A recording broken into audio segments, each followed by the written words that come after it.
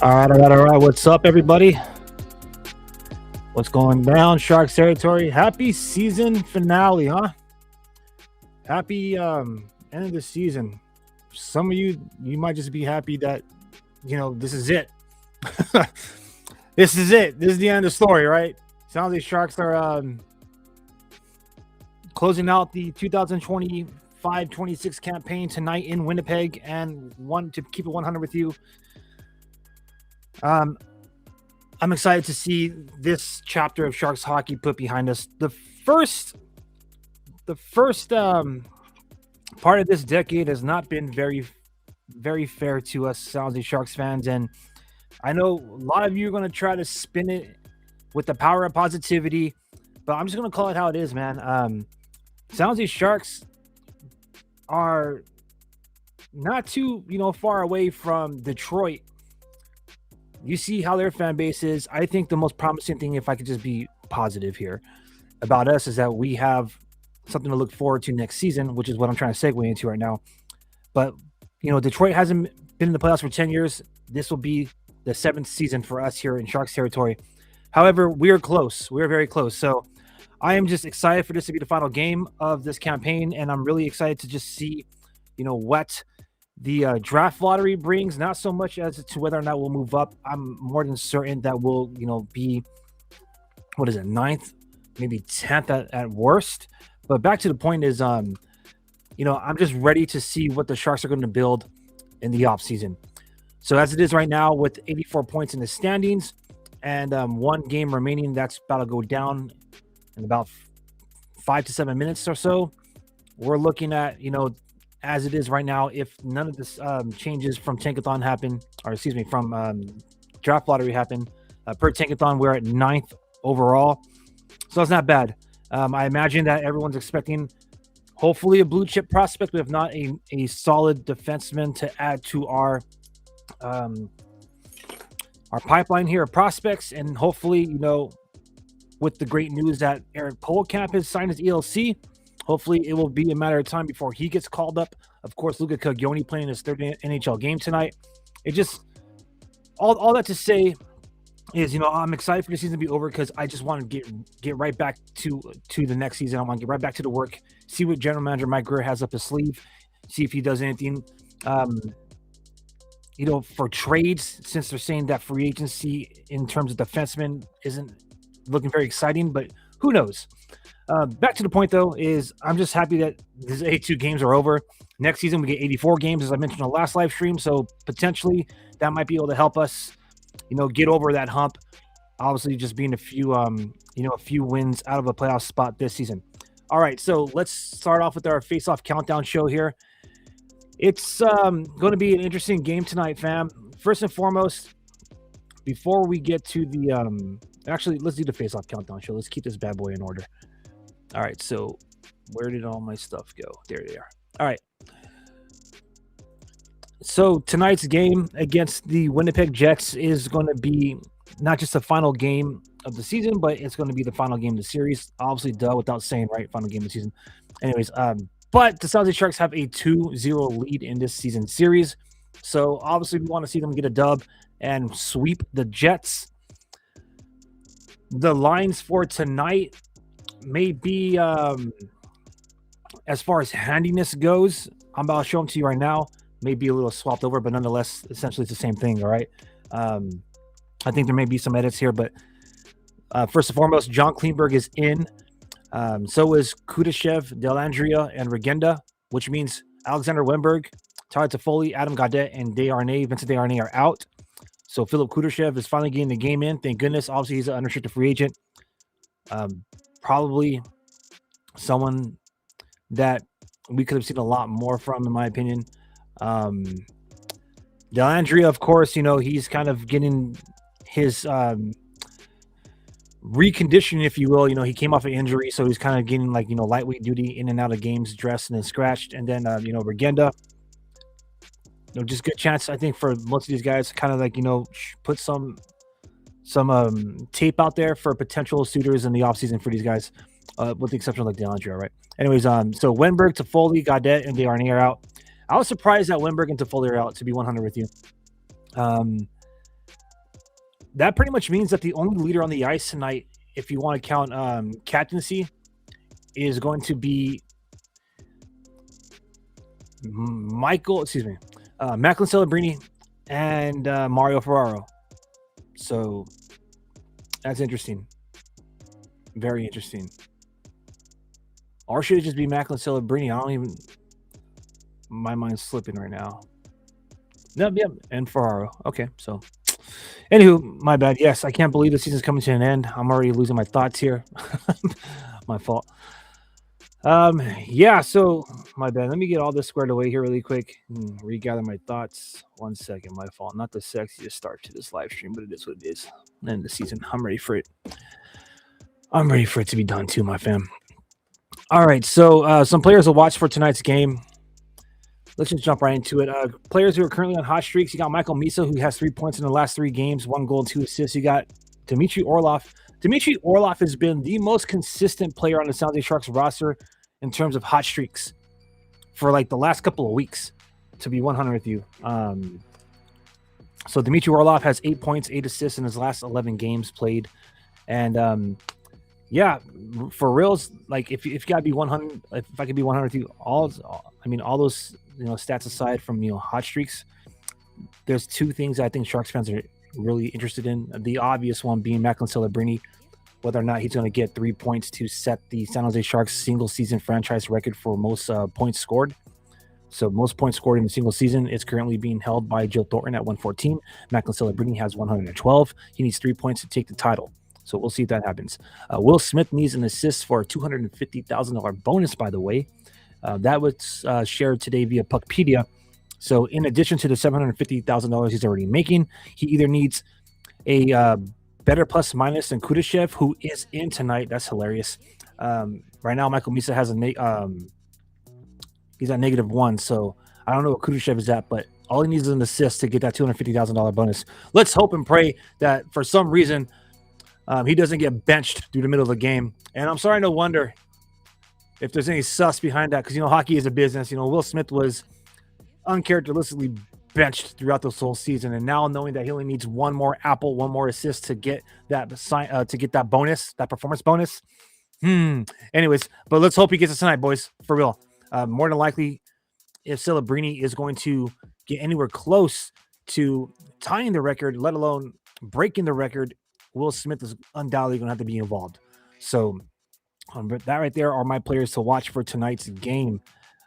Opening faceoff is about to drop in just a minute, so let's quickly share the lines for tonight. Let me get these uploaded for you real quick. Like, boom.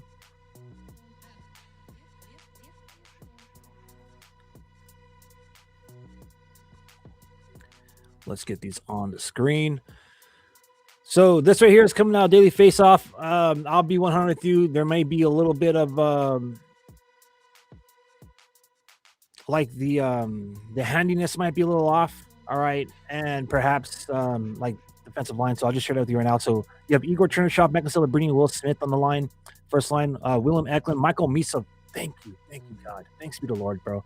Getting that second line center. He's going to get some second line minutes tonight. It's about time. With Chief Keeper Sherwood, and William Eklund. Colin Graff, Todd DeAndre, and Pablo Regenda, I believe, are on that line. And then Goodrow, Osachuk, and Kudashev are on the final line. These lines are subject to change, of course, and partying if there's any technical, like little tiny fallacies, whoop-de-doo, right? Final game of the season.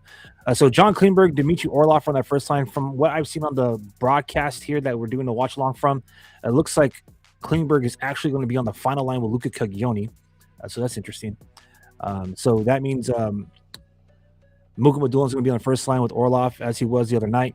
Dickinson and Mario Ferraro are going to be in that middle line. And, of course, Nedeljkovic gets to start in net because Yaroslav Askarov apparently showed up last night. Just kidding. He was starter in the last game. And to be 100 with you, man, Alex Nedeljkovic is – here's one more game. I hope you get the dub. But right now he's entering this game on a hot streak himself. So it's not too often here in Sharks territory in San Jose that you actually have a goaltender on a hot streak. But we've seen it many times this season with Alex Nedeljkovic. Again, he has a 4-1-0 record with 4 quality starts in his previous 5 games. So he's entering tonight's game on fire. All right, and that right there is your projected lines and your starting lineup for tonight's game. And that right there pretty much is our Face-Off Countdown show. So with that, let's get ready to roll. Let's get ready to drop the puck here. Can't wait to start this live watch along party. My bad. The Red Bulls are kicking in. They're taking over. Had a couple in honor of Will Smith. Hopefully he'll get that $250,000 performance bonus by getting 1 assist in tonight's game. All right, let's start the party already. Let's get this bad boy going.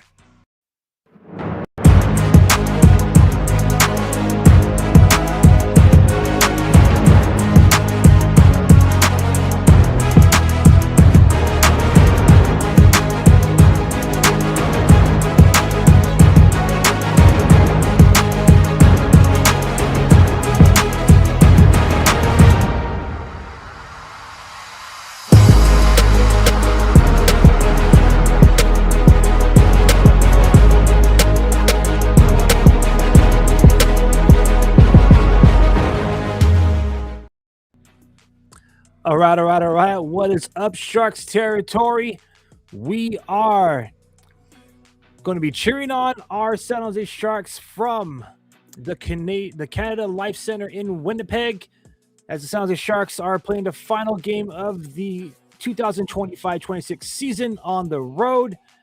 For some of you old school OG fans that like to throw it back to musicals, this is a West Side Story. For some of you newer fans of Sharks territory that don't know what I'm talking about, it's all good. Don't even sweat it. But here we are, baby. We are ready for action here as the Sharks are about to take on the Jets. Just a quick reminder, wherever you're joining us from around the world, you can interact with yours truly or fans in the chat by leaving a comment. Of course, I want to thank you all for joining me this season here on Shark City Hockey's premium live streams, live watch-along parties of real-time reaction to the action. All right. I guess we could start off with how we usually do on this show, which is, rep your hood. No, just kidding. Comment which city you're joining us from. It's been absolutely amazing, fantastic fantastic experience spending time with all of you from around the world throughout this couple of weeks here. So we've had people from literally all across Canada, United States, as well as in South America, Europe. All over the world. So Australia too. So we want to show some love to the Southern Hemisphere. And damn, dude, I can't believe it's all coming to an end tonight. But I'm ready for it. I am absolutely ready for it. All right. Thank you, South to West 8506. Faithfully coming through on these watch-along parties from Willow Glen here in Shark City, San Jose, California. It's been bittersweet. I was actually thinking about starting today's show like a extended countdown show and kind of like, trying to reflect on the 2025-26 season, but I think I will save that for our flagship podcast. Maybe get some of our co-hosts and maybe even some guests lined up to just kind of reflect on how the season went down. But if I could just speak on this game alone, I know moneypuck.com has the San Jose Sharks with a 38.2% chance of actually winning this game, but I have faith, man. I have faith. Damn, this game is literally like, it's for bragging rights at this point, man. Like, who's gonna like end this season on a high note? Both of these squads, they're not really going anywhere. They're not going to playoffs, which, by the way, the playoffs begin this weekend on Saturday. So kind of looking forward to seeing that. I'll be 100 with you. I know a lot of Sharks fans out there like to throw shade to the Vegas Golden Knights. We covered it on our podcast. I think a lot of that comes from the fact that in their inaugural season, they defeated us in the playoffs en route to a Stanley Cup Finals appearance, which I know rubs Sharks fans some type of way, that they got to the show in their first year and then 5 years later won the cup. But I'm actually looking forward to that series between the Utah Mammoth and the Vegas Golden Knights. I'm not going to lie. Kind of interesting to see two of technically the newer teams. I know there's a little asterisk to the Utah Hockey Club. I mean, Mammoth, being the former Arizona team. But I think that's going to be a pretty amazing series to watch. Some other series that I'm kind of lightweight interested in this Saturday. So you have the Ottawa Senators and the Carolina Hurricanes. You have the Wild and the Stars and the Flyers and the Penguins on Saturday. On Sunday, you have the Golden Knights and the Mammoth, the Lightning and the Canadiens, and the Sabres and the Bruins. That's who I'm interested in. Sabres went through a twice as much of a wait in their rebuild to get back to the playoffs as we currently are here in Sharks territory. So I'm super intrigued to see what they do in their first series back in the postseason, freaking forever. All right, game on, baby. They dropped the puck, so let's not fanboy out on any of the other squads here. Let's get to our game.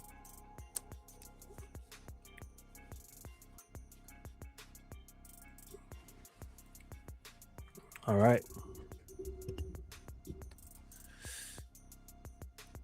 But yeah, this game, I just want to see Nedeljkovic get a dub. I want to see him perform well.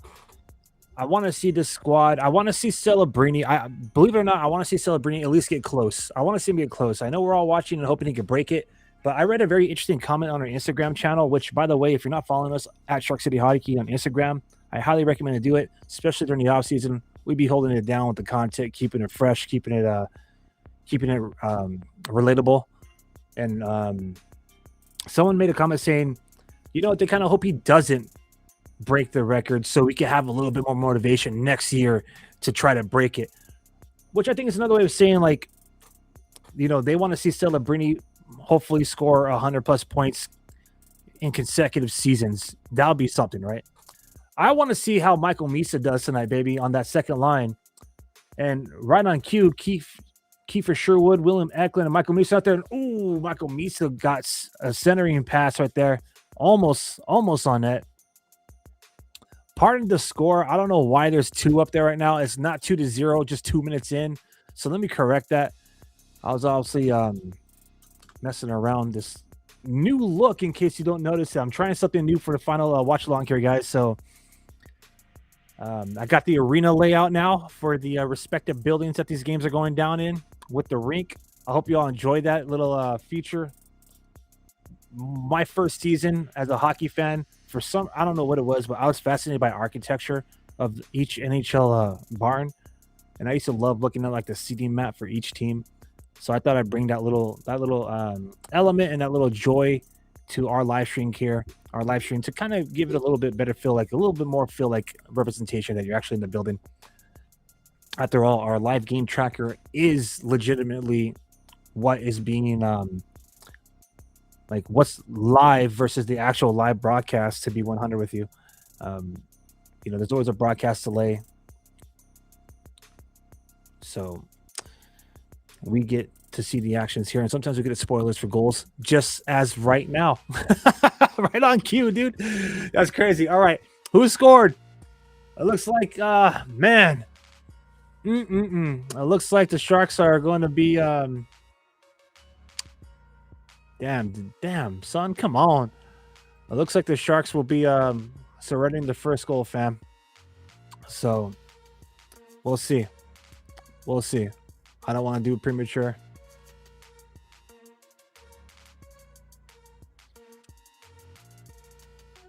Hopefully I'm wrong. Nope. Mara Ferraro lets the puck go right past them. And Winnipeg scores on a breakaway, brah. Damn. That's insane. Whoo, it's going to be a long night, fam. Cole. Oh, wow.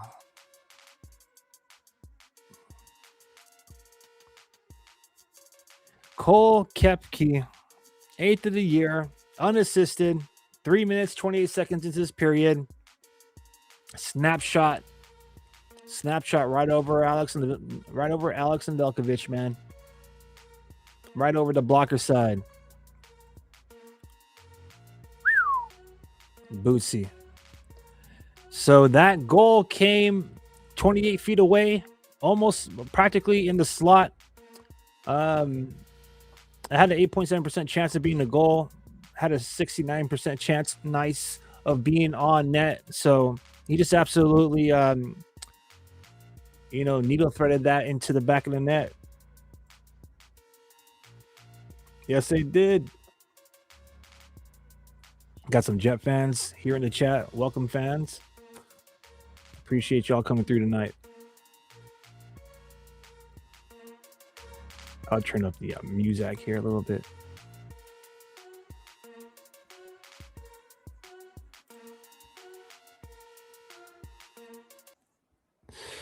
All right, face off deep in the Sharks zone. Macklin Celebrini in the dot. Sharks win that nice zone entry by Smitty. Celebrini shoots, and that is saved. Now remember, Celebrini, if he gets any points, 3 points, he needs it for the record. And Smitty, if he gets 1 assist, gets that performance bonus, man. So here comes Celebrini again. Oh, he's going for it, guys. He shot it, but that was wide. A wrist shot went wide to the left.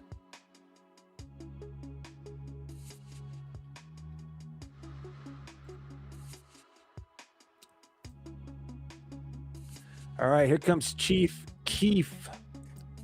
Dumps it into the zone, the offensive zone, but Winnipeg is right there to clean it up. And now in the neutral zone, they look like they got a 3-on-2 developing here. Jets shoot, good save. Nedeljkovic has to fight that one off. And then another shot on net, and Ned just smartly covers it up, man.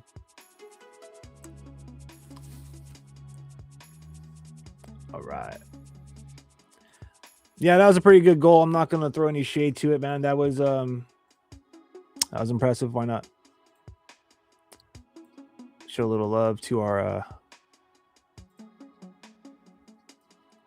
opposing fan base here.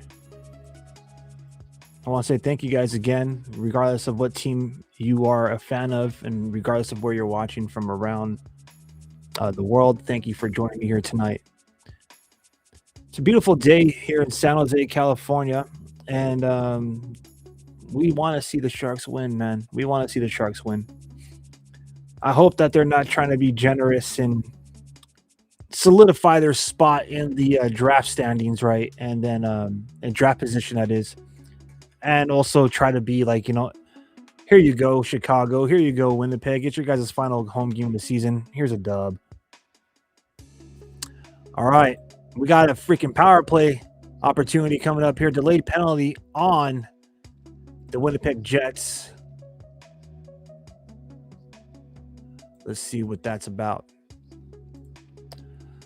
It looks like Nino, this is a hilarious name with all due respect. Nino Niederreiter gets called 2 minutes for high sticking against Sam Dickinson at 5:27 of the first period. So the San Jose Sharks are going to be on a power play. All right.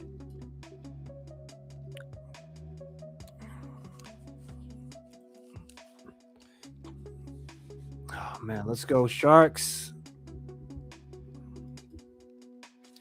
All right, baby, let's go. You already see the live game action tracker. Let's see what we got on the. Let's react to it live. Caglioni to Celebrini to Smith. Smith shoots. Oh man, that better be. It's got to be a Sharks goal, man. Come on, baby. All right, here comes Celebrini. Here he gets to the Caglioni. Caglioni almost loses it in the neutral zone. Macklin Celebrini enters the zone now. Sharks have 1:09 on the power play. All right. Celebrini to Eklund. Eklund shoots. Chernyshov is there to clean up the rebound, and he scores. Let's go, baby. Let's go.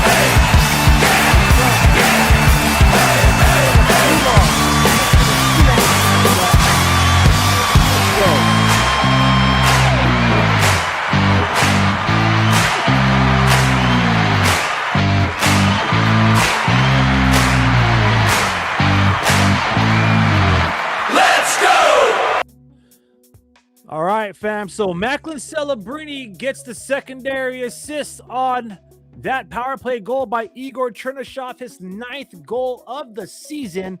William Eklund gets the primary assist, 37th of the year. Celebrini got his 69th assist of the season. He's at 113 now, fam. 113. Let's go. Oh, man. 1 point behind Joe Thornton, dude.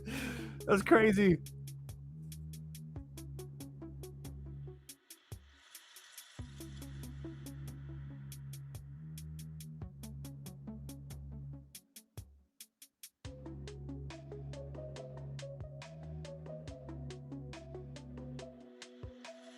My bad, fam. Gotta send it on the threads, you know what I'm saying?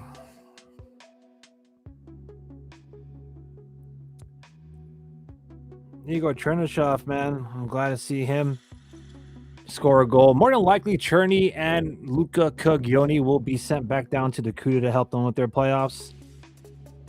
But good to see them, come through here on this final game in the National Hockey League, especially on the power play, right?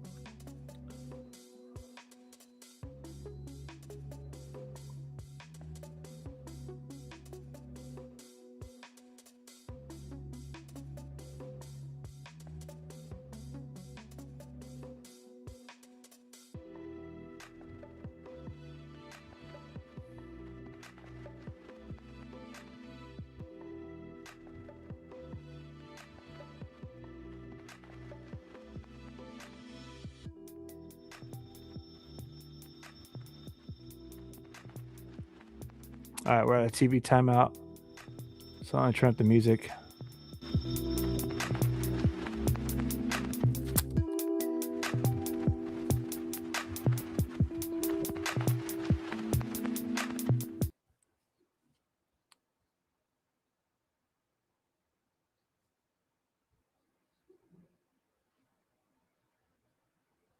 All right.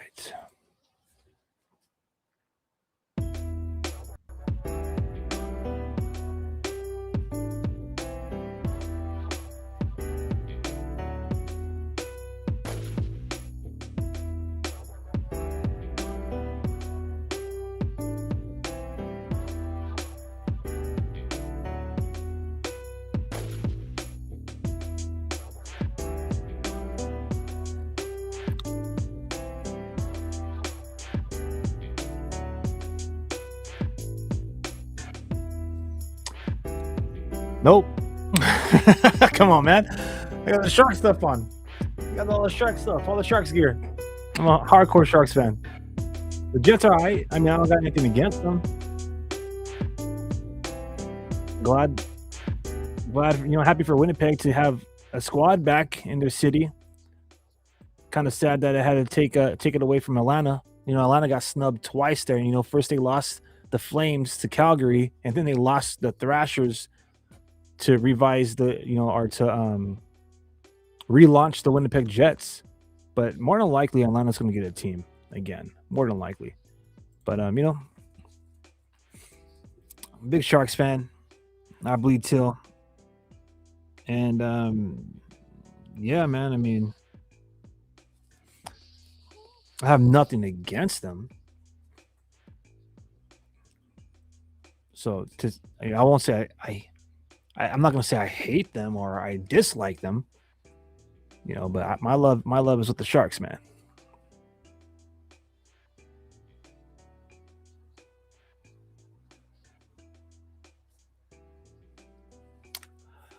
All right. Let me get back into the game here. My fault, fam. This one's going by pretty damn fast, to be 100 with you. We're already halfway through the first period. Got a tie game. Sharks have 4 shots on goal. Winnipeg has 6, by the way. So Macklin Celebrini actually got an assist on that power play goal. I don't think they're going to take it away.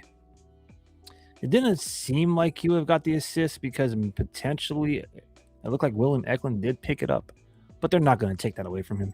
Just like Mario Ferraro last night, it didn't appear that he scored that goal. It looked like Wenberg tipped it in, but they weren't going to take it away from him. Oh, I was reacting to Kiefer Sherwood kind of blowing a tire behind the net there in the offensive zone.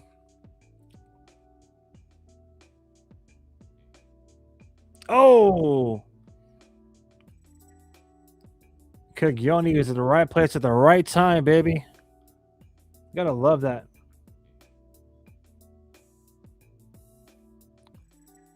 For me, it's like I love seeing this young man make plays with his defensive awareness, like being in position. Maybe if that was someone else there, that would have been a wide open opportunity to bury that puck in the cage there, right in the net. But Caglioni was right there to pick it right off and clear the zone, skated it out himself, man. At the next TV timeout, we'll take a look at both goals. One was a breakaway scored against the Sharks, and another one was a power play goal scored by Igor Chernyshov.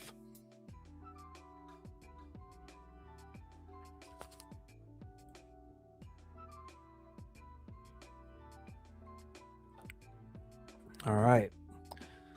I'm just happy that the Sharks are able to answer back immediately, because with, the way the trends have been going lately, it's like they get scored on early, then it ends up being early and often. So thank gosh, man, that they were able to get that convert on that man advantage on the power play.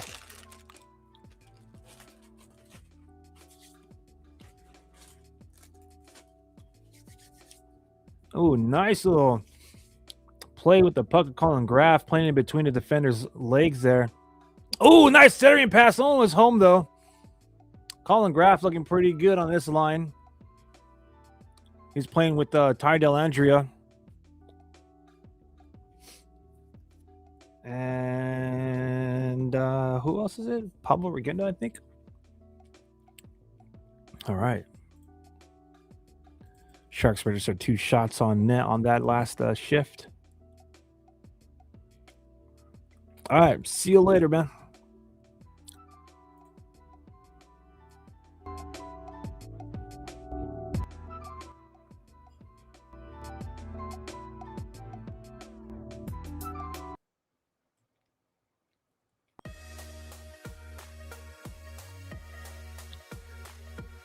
All right. Jets win the face-off in their own zone. It's all good.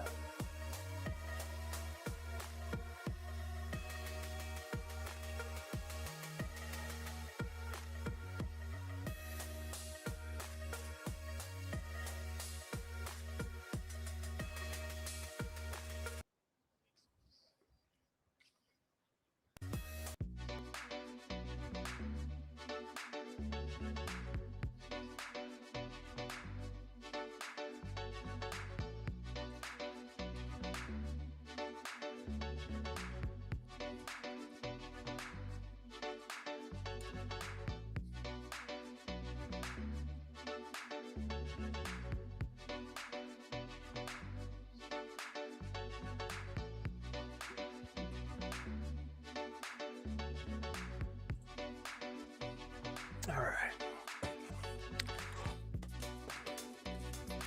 This is going to be a game of who wants some more, to be 100 with you.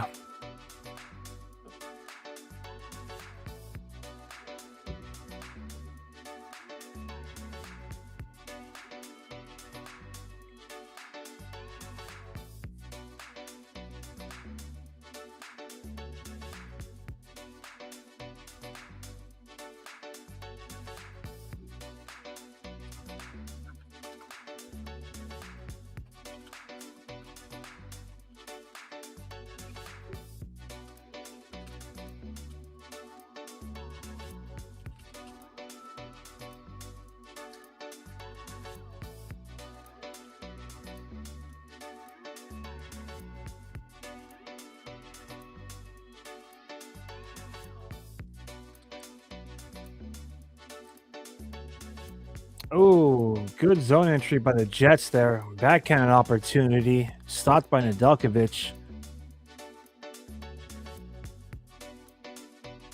Looks like that was Cole Perfetti, number 91.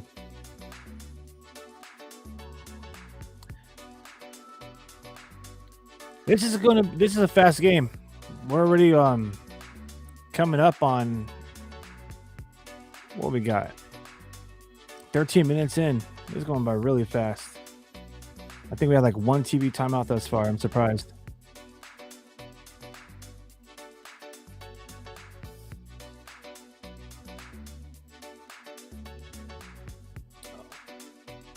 All right, come on, baby. Let's get this out of there. There you go.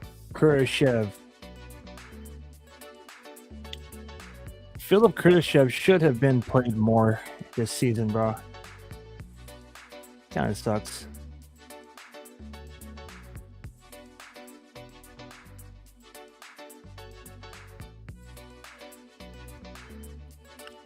All right, so Sharks have a they ice the puck. Holy smokes! Ain't that something? I just noticed that I just noticed that John Kleinberg is wearing an alternate captain patch on his damn jersey, guys, for his 700 career game. Ain't that something? That is hilarious.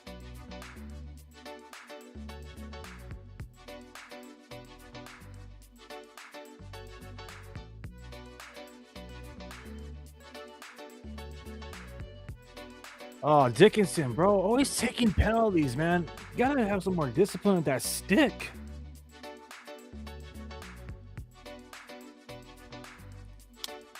All right. So we got a delayed penalty coming up to the San Jose Sharks. Sam Dickinson more than likely is going to go for tripping.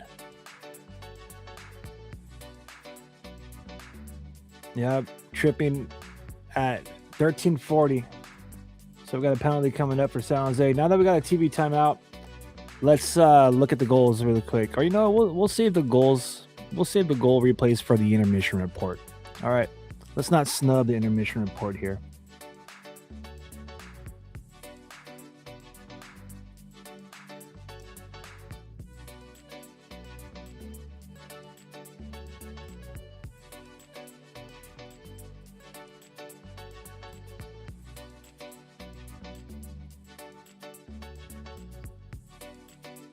That's pretty cool, though. I know there's a lot of Sharks fans that are going to be, you know, the waterworks, some teal tears, some uproars in Sharks territory, seeing the alternate captain patch of John Kleinberg. Some people expected this might be his final game in San Jose. But what if that's, you know, what if that's hinting at an extension? I don't know. I just think it's a nice touch. That's hilarious. So that would mean that I don't know why I said Macklin Celebrini was the one with the captaincy patch out there. So I was kind of getting confused earlier. My bad. Macklin Celebrini only wears an alternate captain patch at home. My bad, guys. I'm already almost checking out for the rest of the season. Not really. Not the rest of the season. I mean, the season's over. So I'm kind of checking out for the weekend is what I meant to say, because yours truly is celebrating a birthday party. I'm not going to, well, I guess I might as well. I already said it. Your boy's going to be turning 40, man. 40 years old. Crazy.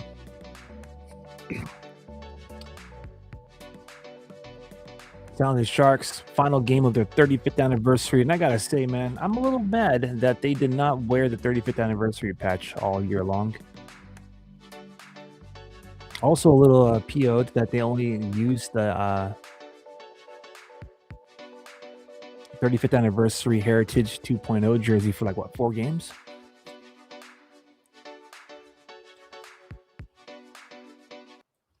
My gosh, that music's killing me.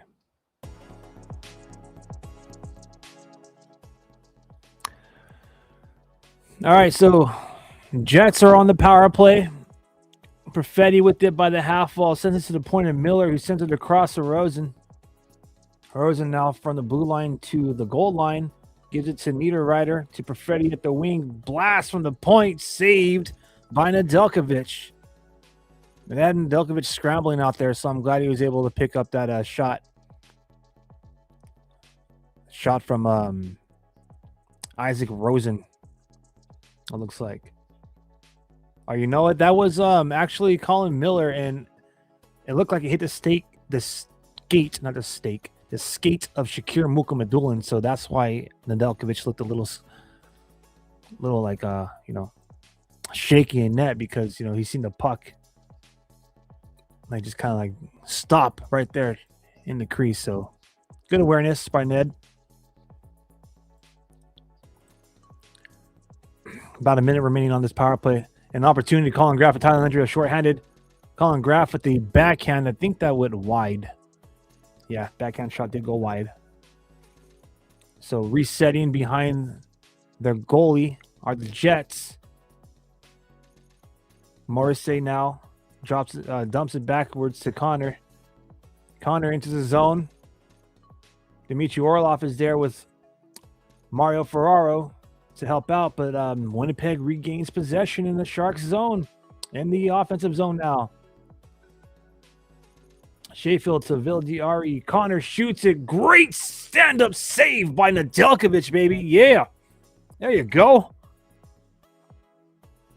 22 seconds remain on this penalty kill for the San Jose Sharks. That was absolutely beautiful stand-up save. See, that's what I'm talking about, dude. Ned gets high and he makes himself big in net. He never really actually got out of butterfly position, which is great. I love how he took up. I love how he went from post to post, how he went up in the crease to take away space and kept himself right in front of the puck, bro. Like that's refreshing. Absolute cap to keep hearing people say that. Like, I'm tired of all the apologists and all the people trying to say, oh, Askey, if he had a better defense in front of him, if come on, dude, stop making excuses for this cat. You know what I mean? I get it. He's going to be 24, and he's still technically a rookie with that weird, like, NHL rookie ruling stuff. But he could benefit from maybe developing behind Nedeljkovic, man. Like, I know that they think he's a starter, but I would love to see him. Askey, I know they think he's a starter, but I'd love to see them start with Ned next season. I really would. I think he's earned it. But that's just my opinion, guys. We'll see how Askey does. I hope he has a great offseason. I hope he has a great training camp. Because regardless, we're going to need him until Joshua Ravensbergen shows up. All right. Let's go. No longer a penalty, so let's get rid of that. But we do have a goal, as we can see on the live action tracker here, and I'm thinking it's San Jose's, baby. Macklin Celebrini. Wow, bro. Celebrini got it. He got his 114th point. He tied the record. He tied the record, guys.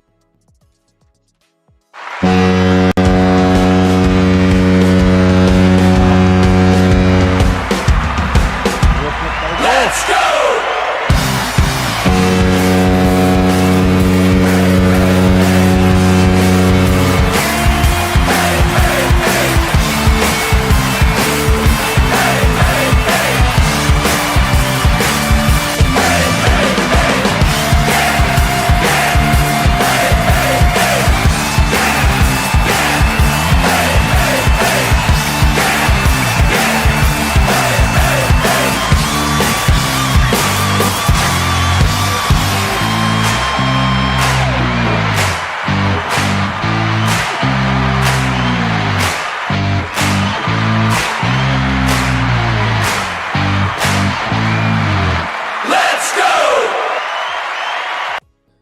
Bro, what a freaking moment in Sharks history. Like I said, for the past couple of games, after being eliminated officially from the playoffs, the one thing that we want to see in Sharks territory is whether or not Macklin Celebrini was going to get close to the record or tie it or break it.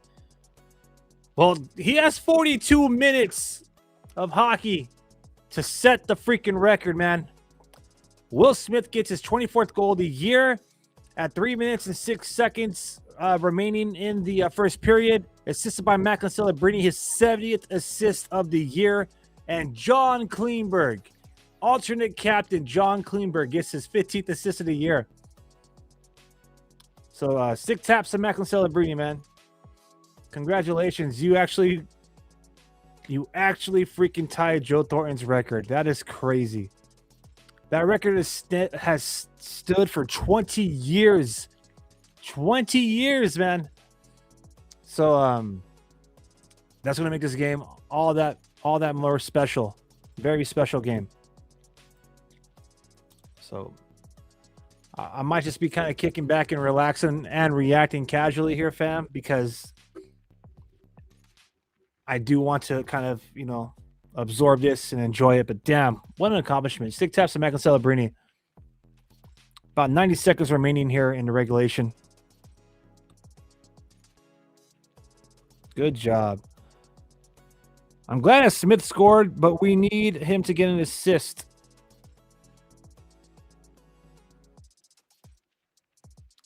Wow. Living with Joe Thornton must have influenced him heavily. Good for him. Good for him.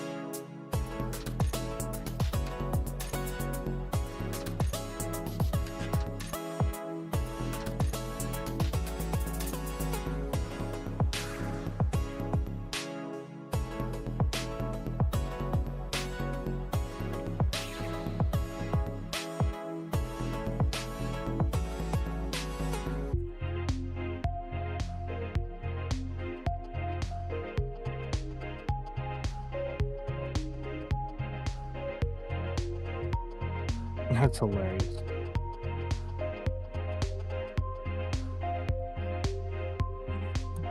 My bad, I'm reacting to social media here. They're really trying to push ASCII on the fan base, but it is what it is.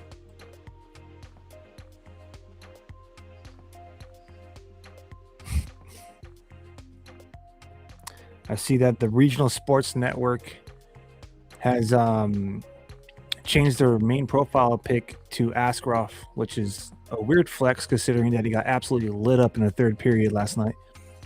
My bad, that's so crazy. But it is what it is. I know that they're also trying to get into like the meme game and stuff, and they're trying to get trendy. How about focus on the presentation, guys? All right, here we go. So 70 seconds remaining in the first period, fam. While you are here and chilling with yours truly, let us know where you're joining from. This, of course, is going to be the final game of the season, but it's not going to be our final watch-long party. The San Jose Barracuda are in the freaking Calder Cup playoffs, despite being on a horrible losing streak lately. So we will get together for the Calder Cup playoffs. Be on the lookout. I'll post it on our community here at YouTube, and of course our content hub is at Instagram or on Instagram at Sharks City Hockey. But we will be getting together as well for the Calder Cup playoffs. Potentially might chill and watch a couple of Stanley Cup playoff series with each other if you guys are down. So let me know in the comment section. Let me know in the chat. But that's it. After the first period, the San Jose Sharks take a 2-1 lead into the locker room here. So we will do our intermission report in just a moment. But I want to take this time to kind of just get some things squared away on the other channels. And let's just kind of enjoy some vibes here. Let's do it.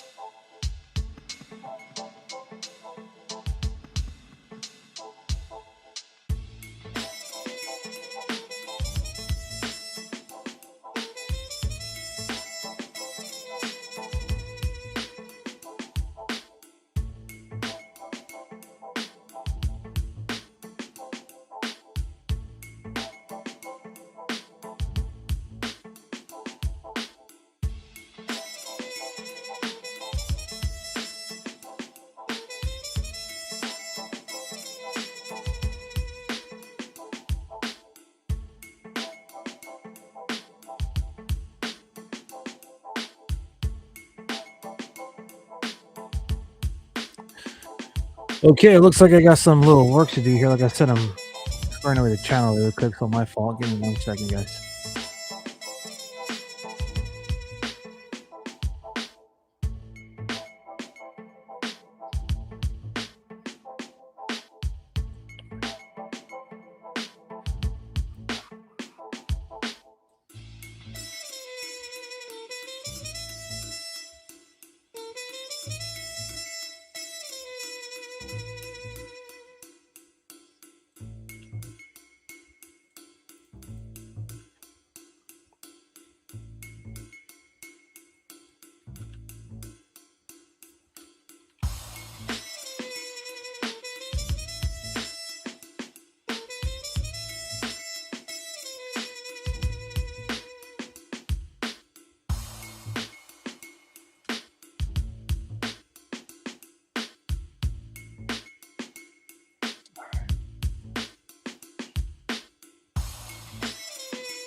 All right, now we're ready. My bad, my bad.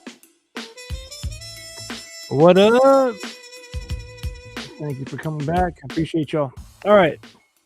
Like I said, it's gonna be kind of casual today, fam. So pardon the little discrepancies here and there, but it's last game of the season, so we're just gonna kind of be chill today.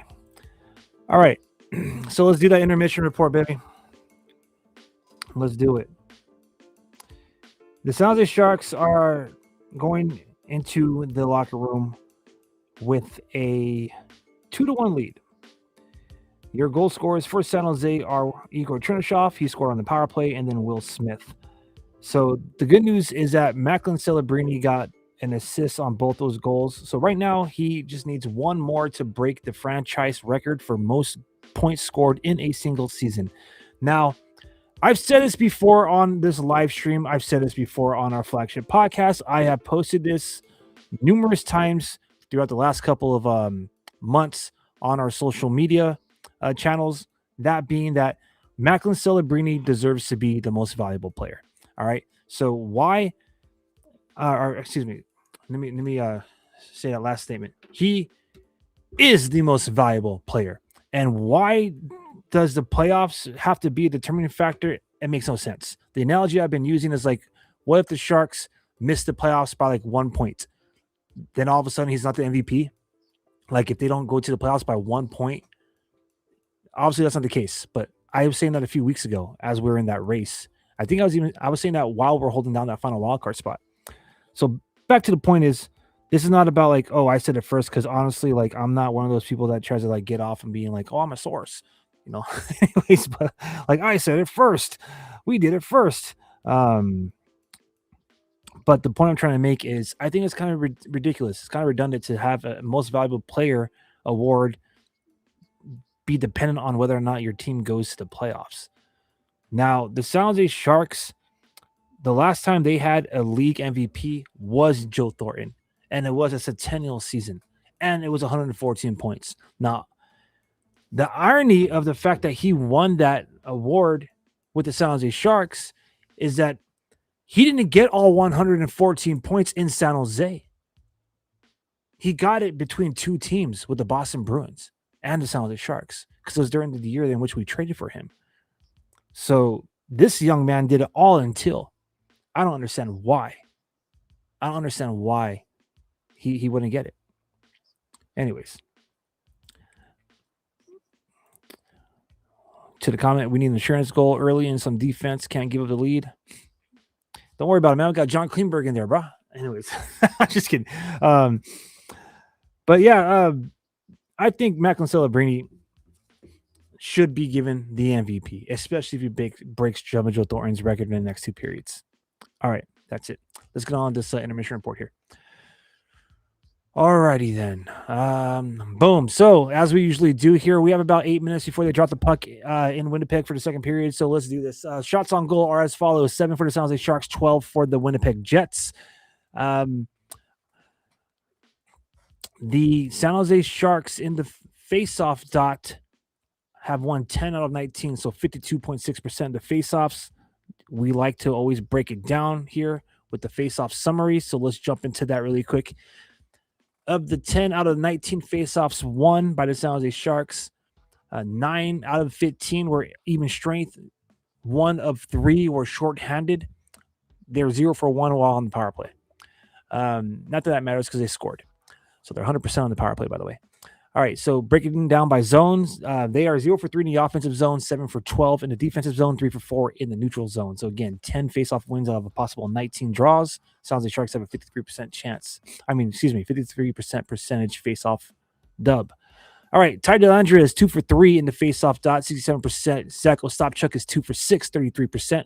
Macklin Celebrini is 3 for 7, 43%. And Michael Misa, again, a strong first period, just like yesterday, 100%, 3 for 3. Last night against the Chicago Blackhawks in the first period, he was 4 for 4. All right, so I like to see that. All right, again, Sharks are 100% on the power play. Both teams had opportunity in the power play. Nino Niederreiter took a 2-minute high sticking call against Sam Dickinson at 5:27. The Sharks converted on that, and then Sam Dickinson gets 2 minutes for tripping at 13:40. Now let's look into the goals here. Let's look into the goals. I love to do this. So let's share our screen. Boom, boom, boom. All right.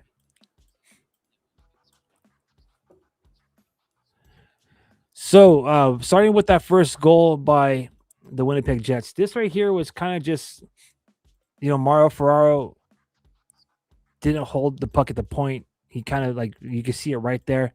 So y'all can see my cruiser, right? Boom. Let's get rid of the Energizer Bunny. Right there. All right, so Mario Ferraro kind of struggles to hold the zone. I don't know if the puck just bounced off the boards weird off of him, but nonetheless, it gets past him. And you have Cole Kopeke. He just absolutely out hustles and wins the race to that puck. I mean, right when it got past Ferraro, right here, homie, no pun intended, but homie turned on the Jets. He freaking absolutely just smoked everybody. I want you guys to pay attention to right here, though. Luca Caglioni. That's why I love this young man, right? Look at him. Look at him. Look at this back checking. Look at him. So he's in here floating around, waiting for a pass in the slot. I love that pinching. He's an offensive defensive man, right? Right. But he already recognizes that he needs to look at how much space he covers. He almost gets to him. Unfortunately, that's not the case. And off of that breakaway, the Winnipeg Jets get a 1-0 lead. My bad. Just love to watch Luca Caglioni play. Having been a season ticket holder for the past 2 seasons for the Barracuda, I've been spoiled watching number 42 on the ice. All right, let's go into the Sharks' first goal tonight. It was on the power play. Igor Chernyshov gets his 9th of the year. This right here was pretty chill. So you have Macklin Celebrini kind of carrying the puck, kind of getting squeezed out. 2 players are committing on him. You got to love that because this is a power play. So you got 2 guys committing to Macklin Celebrini, the puck carrier, which means that by default, you have 3 people open. All right, so you got Chernyshov right here. He's kind of calling the attention. You got the defender right here camping in front of the netminder. But look at who you got. You got Eki and Will Smith wide open. So as you could kind of see right here, and I'm not going to take it away, but it did look like the puck may have touched the defender, but that doesn't matter. In the history books, it's an assist. All right, so Macklin Celebrini gets the puck to William Eklund. Eklund shoots it, and Chernyshov is right there in the crease to clean up the rebound and bury it home. Tied game 1-1. Now, Smitty, this one legitimately was a beautiful play by Celebrini, Will Smith, and hey, John Klingberg going on the action. So this area starts out of the ice. Excellent zone entry. Looks like they caught the Jets on a line change, which is why you see 7 skaters on the ice. 8 if you count the goalie. All right, so nice pass to John Klingberg, who essentially just gives it right back to Celebrini. Look at Celebrini play that puck off the boards to Chernyshov, bro. All right, so Chernyshov then feeds it to Celebrini after advancing the puck past the blue line. Celebrini carries a puck. Look at him dishing people out, creating all this space. Drops it for Klingberg, who smartly gives it right back to Celebrini. Look at that. Everyone now is shifting this way. Create a freaking amazing passing lane right there, guys. And Smitty does what he does best. Boom! wide open cage right there, and he buries it home. Let me see exactly how far away that was for Will Smith. Will Smith's goal was scored 18 feet away. 18 feet away, right there in that face-off dot, and that right there made it 2-0. Excuse me, 2-1. Sounds like Sharks. My apologies. All right, so that's how we got here after one period. After one period of play, Sounds like Sharks have a 2-1 lead. My bad. Accidentally minimized my screen here. All right, and that's where we're at, fam. So, puck's about to drop here soon. Let me listen in, check in, see what they got going on.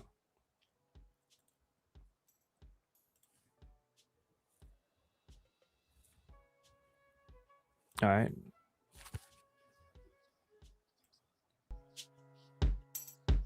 Let's chill. Let's chill until puck drop.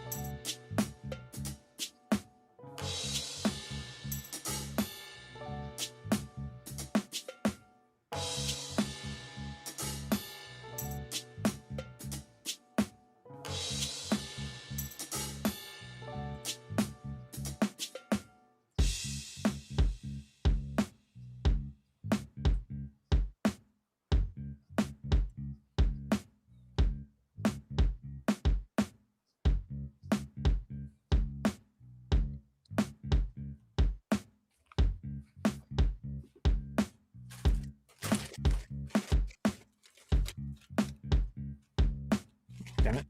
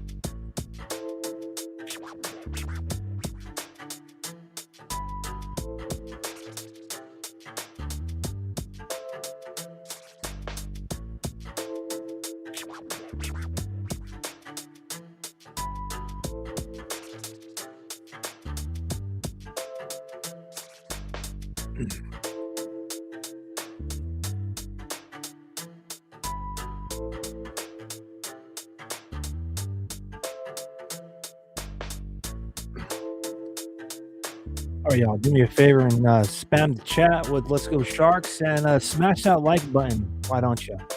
If you're here, let me know where you're joining us from. I've had the pleasure of speaking to some of y'all who are residing in Argentina, Australia, Germany, Canada, the UK, all throughout the United States.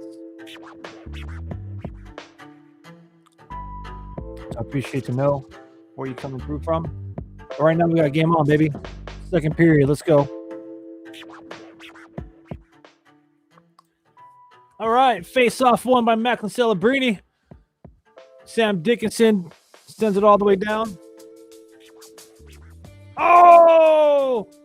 Will Smith looking for his second goal. Some rebound opportunities there.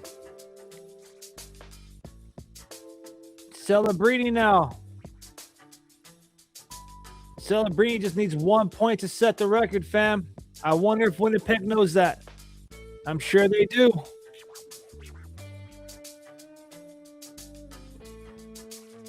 Sam Dickinson struggling in his own zone. Almost turns it over. All right, Smith now advances puck. Tries to feed Celebrini. Good idea. Celebrini to Smith. He shoots. Ooh, turn his shot. Celebrini to Smith. Creating some pressure in this first minute into the second period.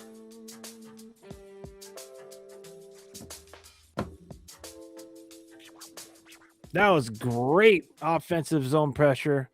Great opportunities created by this young Sharks core, man. This first line of the San Jose Sharks.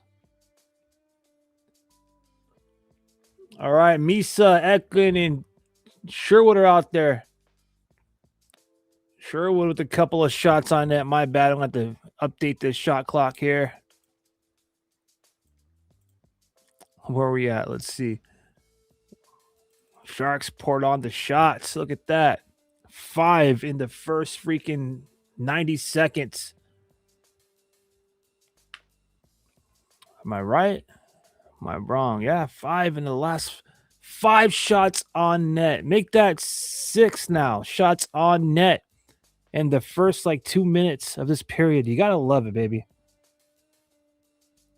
This is exactly what San Jose Sharks fans were craving. This is how we want to see our team end the season, man. Absolutely love it.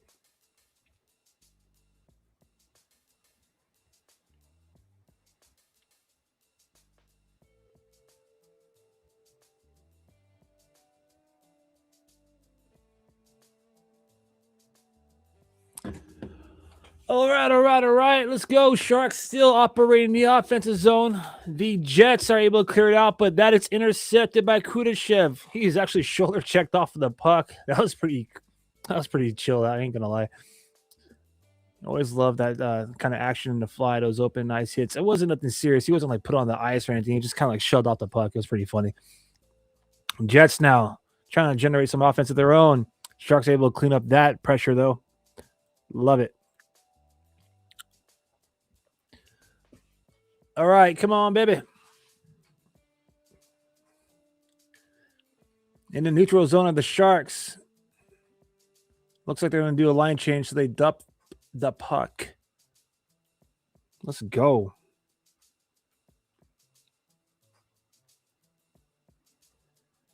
This is it. 37 minutes remain in the San Jose Sharks 2025-26 campaign. Celebrini's already tied Jumbo Joe Thornton. We need one more point for the record. Sharks fans want to see history. Meanwhile, I personally am going for Will Smith to get another assist. We want to see him get a $250,000 bonus. Let's go.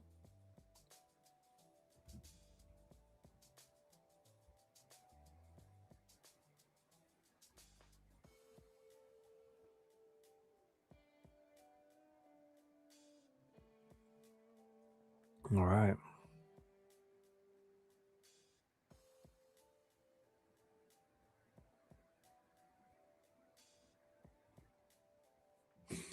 So I'm happy for Celebrini, but before he undoubtedly breaks this record, I just want to say that Jumbo Joe Thornton scored 114 points in a different league. All right.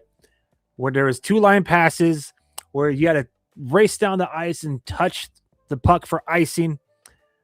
All right.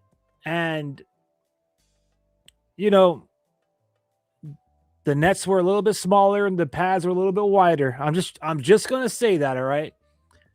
Jumbo Joe Thornton will always be Jumbo Joe Thornton, absolute best Shark ever. All right.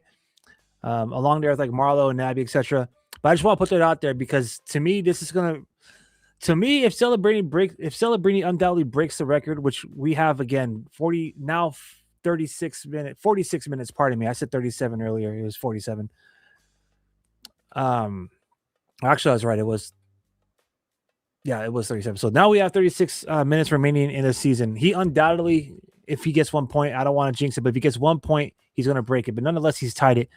This will remind me of this. Gather your thoughts, bro. Come on.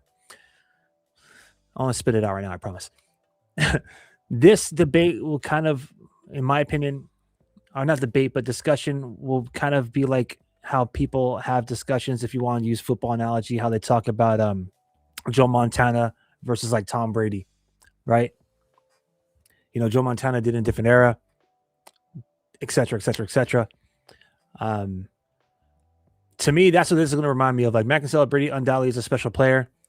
He's surrounded by a bunch of special players, by the way. You know, you have a different league, as I just mentioned earlier. So the point I'm trying to get at is like, you know, if Celebrini breaks the record, he's going to be owed his flowers, get his respect. It's not like it was just handed to him, right? Even though they're running the offense through the guy. Point I'm trying to get at is Jumbo Joe Thornton achieved that in a different era. My bad. Freaking couldn't even spit that damn thing out. Yes, sir.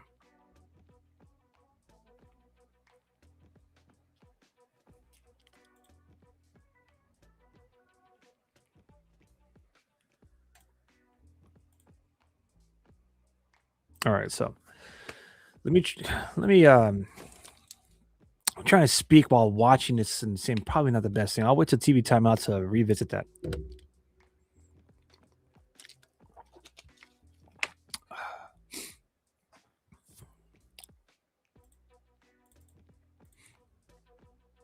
All right, whistle. There we go. Icing. So everyone's like, oh my goodness, the 19-year-old. It's amazing to think. That is amazing. He's a young man, you know, but he's a first overall selection, just like Jumbo Joe Thornton was. So I don't want to say that those are the expectations, but what I am trying to say is like, it's not surprising that he's actually did this, especially in this league, surrounded by this cast of special players that he has here in San Jose. You know, Will Smith, Igor Chernyshov, Colin Graff. I'm just trying to name some of his line mates out there, right? So you know, people were involved in helping them get there. Whereas, like, oh, what a save by Ned. You know, the same thing with like, you know, like Thornton had Chichu, right?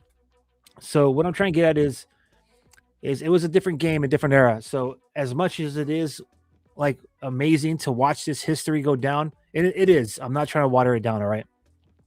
I'm simply trying to say that Joe Thornton, in my opinion, will always still be. Oh, what a freaking goal, baby!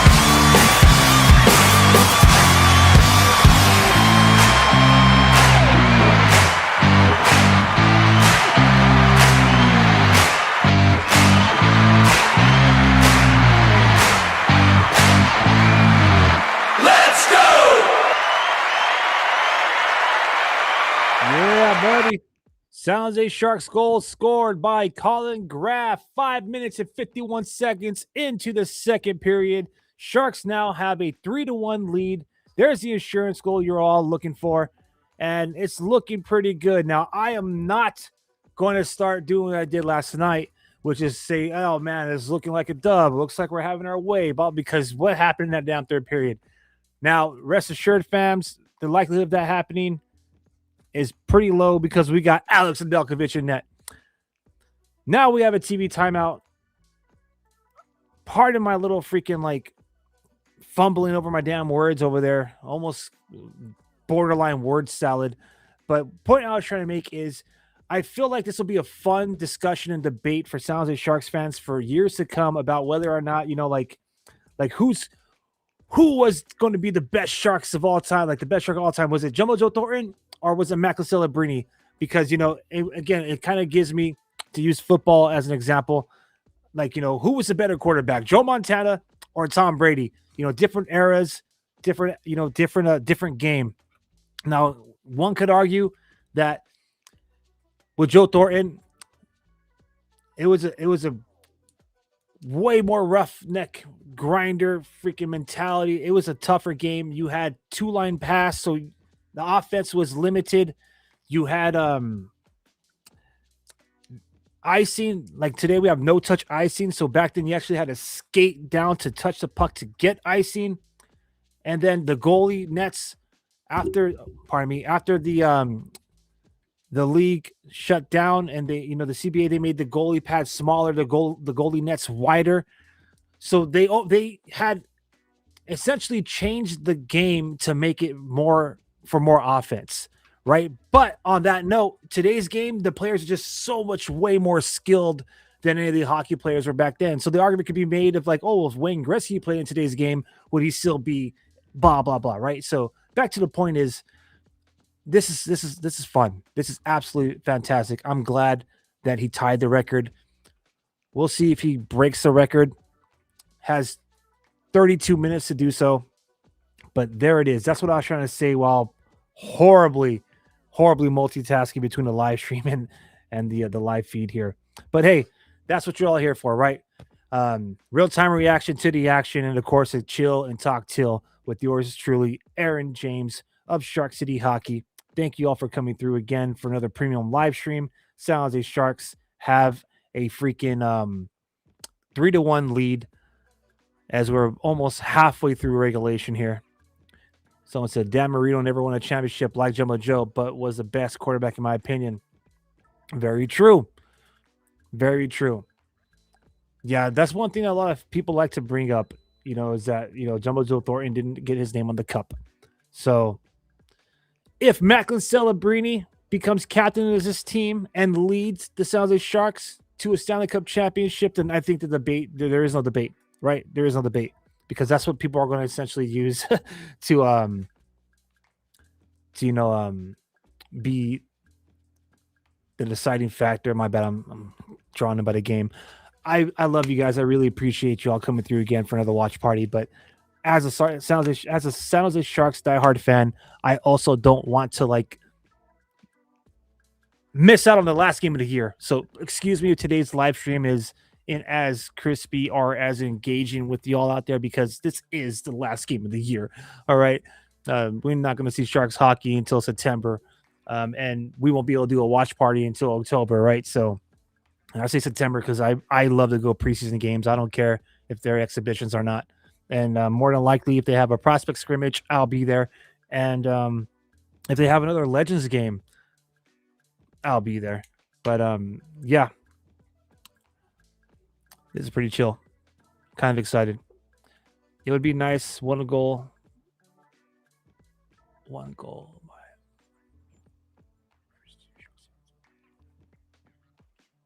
Is there?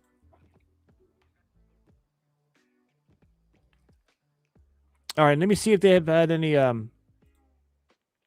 So Collins Graff, as it stands right now, Colin Graff's goal was unassisted. So I'm kind of hoping again. I know we're all going for Celebrini to break the record, but I do want to see Will Smith get an assist. So hopefully he gets an assist along with Macklin Celebrini, or gets an assist on a Macklin Celebrini goal. So far, Smitty, he helped with the lead. He got a goal in that first period.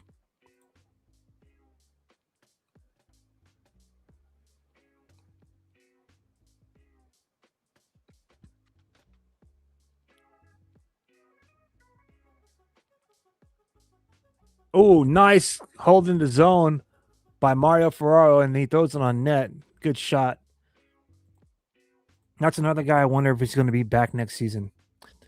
Okay, so that's one of the things that I kind of didn't really finish my thought on the beginning of the show when I said if I could just focus on this game. That's what I'm referring to. There's going to be a lot of freaking players playing their last game as a San Jose Shark tonight, guys. I mean, that's just the reality of it. And I wonder if Ferraro is in that group. Got a lot of UFAs.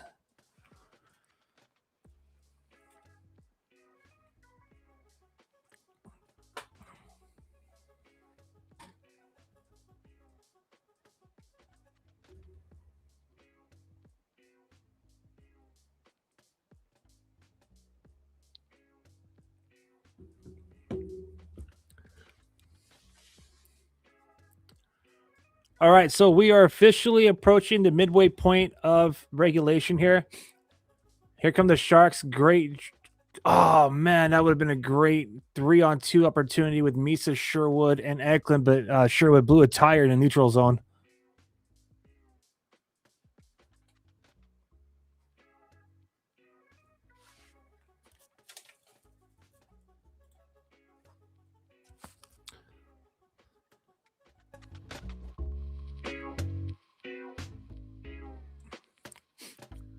Pardon me.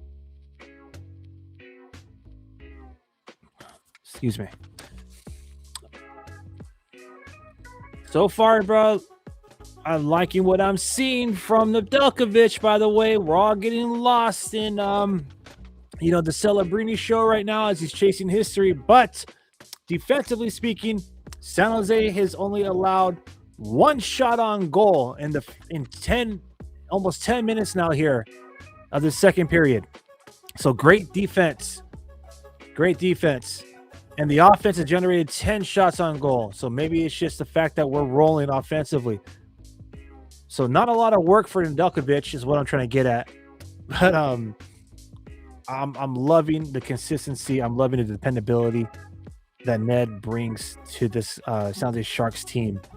It's almost as if like when Nedeljkovic is in net, the Sharks know that they could play their game. They don't have to worry too much about like making up for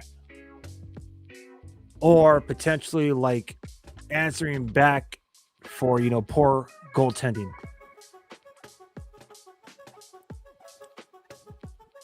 Good, beautiful save for just a second save of the period. These are quality shots, by the way, too. I don't want to make it seem like just because it's 2 shots, it's like, oh man, like whatever, not much work. That last shot was like right there in the faceoff dot, 23 feet away. And let me see, where was the other shot at? Either way, the point blank shots. Nedeljkovic just standing up, standing tall, man. All right, we're at TV timeout.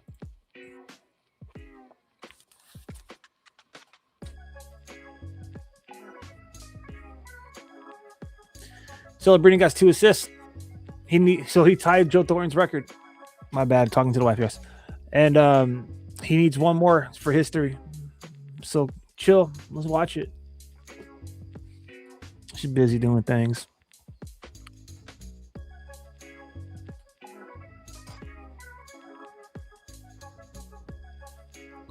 Huh? Will Smith scored a goal, but he hasn't got an assist. We're cheering for this guy to get his 250,000. My bad, guys. Yeah, I'm waiting for him to get an assist. Hopefully he gets an assist like on Celebrini's goal. But that'd be dope.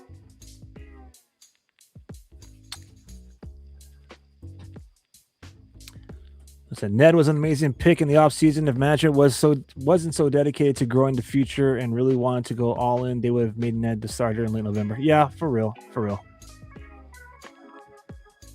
Hope we can keep most of the team together, just some veteran defender. And yes, Ned needs to be the guy going forward. Yeah, absolutely.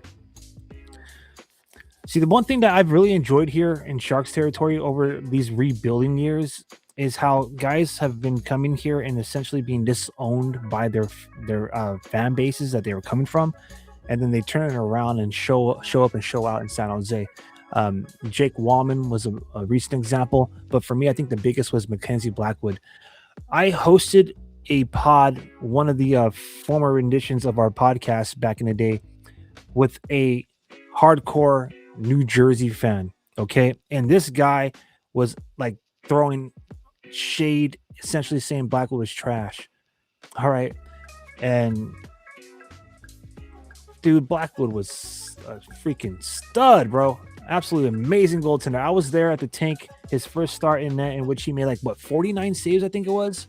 I knew it right there in that first game he played until at the Shark Tank. It's like, man, we got ourselves a keeper. Goalkeeper that was. Unfortunately, we didn't keep him. Anyways, so it looks like the San Jose Sharks actually got called on a penalty. My fault, fam.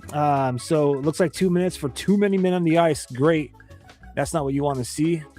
So the Jets are on a power play opportunity here.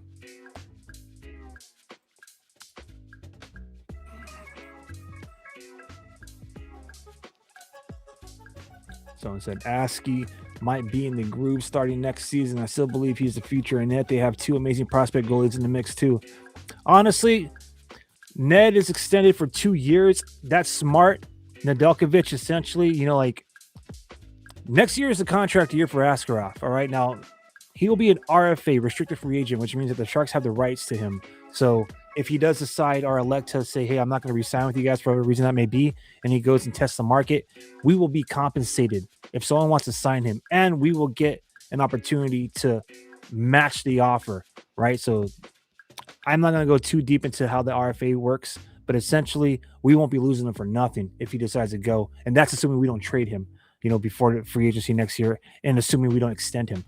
Now, on that note, let's just say Askey isn't around after next season. And I don't think that's the case. We're all speaking hypothetically here, okay? Oh, what a great save by Nedeljkovic. Love the glove. My bad. Sharks are killing the penalty right now. Good pressure by the Jets. I'll finish that thought in just a second here. Now, Ned is extended for 2 more years. So we know that if Askey doesn't work out, we still have Nedeljkovic for 2 more seasons, at least 1 more year after him. And next season, Joshua Ravensbergen is committed to NCAA. He's going to college. But like some of these guys, they play a year in college and then they go pro. All right. So we'll see if that's the case with Ravensbergen. And honestly, I wouldn't be surprised if he starts out with the Barracuda. I don't know if the San Jose Sharks will throw him right out into the National Hockey League. I think they will have him be on the Cuda for a minute. And then maybe if he shows promise and he shows he's ready to take that next step, then he gets, called up to the National Hockey League.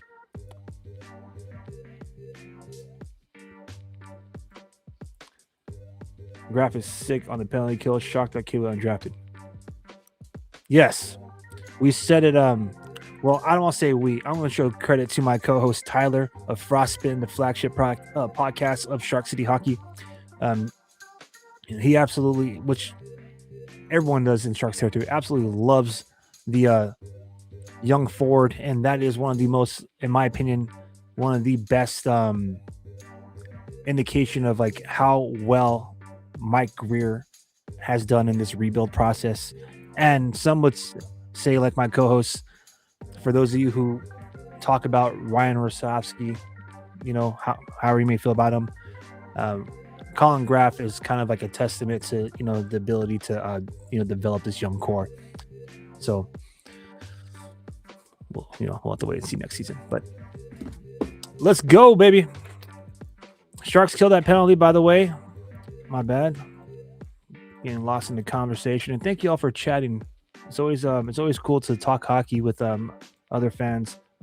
By the way, why don't y'all, since it's getting a little lively in here, why don't y'all let me know where you are joining us from? Rep your set, rep your hood. No, just kidding. All right, so closing in toward the final quarter of the period. Hopefully I don't confuse you on that. It's a 20-minute periods, and we're entering 5 minutes remaining here.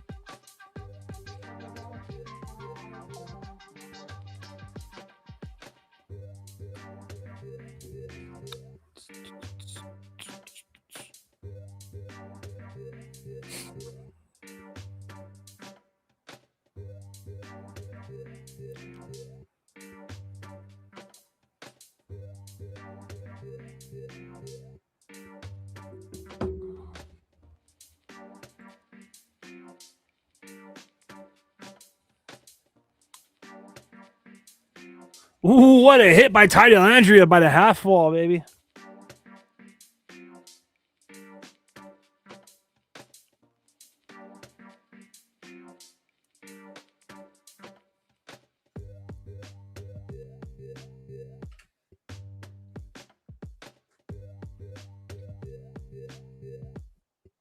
Good save by Nedeljkovic.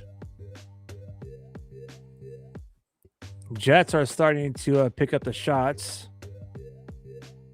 So it took them about 10 minutes to get one, and since then they've poured on another 6 shots.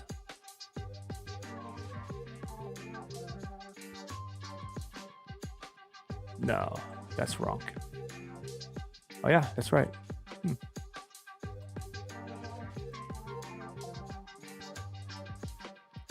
Dellandrea's doing a good job laying the body, man. I like that. Nice little hip check to stop the zone entry by the Jets. Nedeljkovic now squeezing the pads. They try to go 5-hole. I don't know if it's 5-hole, if it's just squeezing the puck in between the post and his leg pad. But nonetheless, the good save, man. Good save.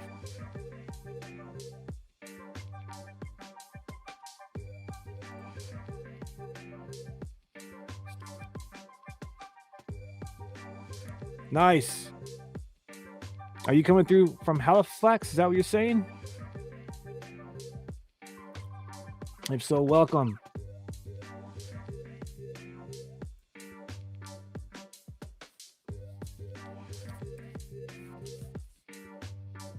Appreciate you all coming through again for real-time reaction to the action. In case you don't know by now, my name is Aaron. I am the creative at Shark City Hockey, and I'm host of this live watch-along party. It sounds like Sharks are looking pretty damn good right now. We'll see how that third period folds out. But this is it. This is the 2025-26 season. Some of you may see maybe a little disappointing because we were once playoff bound and now we're a top 10 draft pick. That's all good. Some of you might be like exactly according to plan. But nonetheless, it's been fun. All right. So I tend to, I'm not going to lie. I'm going to keep it 100, right? I tend to kind of call things out the way they are. And I do at times try to represent the fan base in an entirety, which means like I try not to be too set on one idea, and I try to take into consideration everybody's opinion. Now, will I say, is there anything really fun about watching your team slip out of a playoff spot in the fashion in which they did it, which was like ridiculous? Case in point, last night's game, which we're already out of playoff spots, but like prior to that against the Ducks and Oilers, absolutely not. That's not fun. However, when the Sharks are actually competing, when the lineups are looking solid, and we have the right guys in place, for example, in this game, we got Luka Cagioni. You have John Klingberg. I'm just kidding, guys. Hey, got an assist. Say what you will about Klingberg, bro, but he shows up on the scoreboard, man. Anyways, but back to the point is, it's been fun. It's been fun. It's been intriguing, and the content that we create at Shark City Hockey. Just a little disclaimer here: it's meant to have fun. We are at heart diehard San Jose Sharks fans, so we try to, at the very least, make content that's relatable to everybody, whether like you're absolute homer or if you're like doom and gloom. We try to have a little bit for everybody, but for the most part, take some of our memes or whatever with a grain of salt. We all just like to have fun, and it's how we cope for 7 years of no playoffs. By the way, this is our 7th season, so I've been a fan for 27 seasons, but this is our 7th season as a online presence and content community, I guess. So every year, my fam, we've been watching this rebuild together, and yours truly has been at the tank. The breakaway pass, they took it away from us, but I had a breakaway pass which gave me a ticket to every single game, plus I'm a season ticket holder of this Kakuda. So long story short is it's not just the content. I was showing up the building in the thick of it, man. Attending games when they're 0-10, 0-11. So it's fun to see them be close to contention, man. So it's hard being a Sharks fan on the East Coast of Canada, 10:30 p.m. here already. Most home games aren't over till 2 a.m. Got to get at work at 5:30, but I get most of them. That's what's up, man. We had some, if it makes you feel any better, we had some people in the chat that are from like Germany. All right, so, their games start like at 2 a.m. I'm subscribing. We'll be watching along regular next season. Thank you very much. I appreciate that. Absolutely appreciate that. All right. We are 2 minutes away from the final freaking period of the season, man. Let's get back to the game.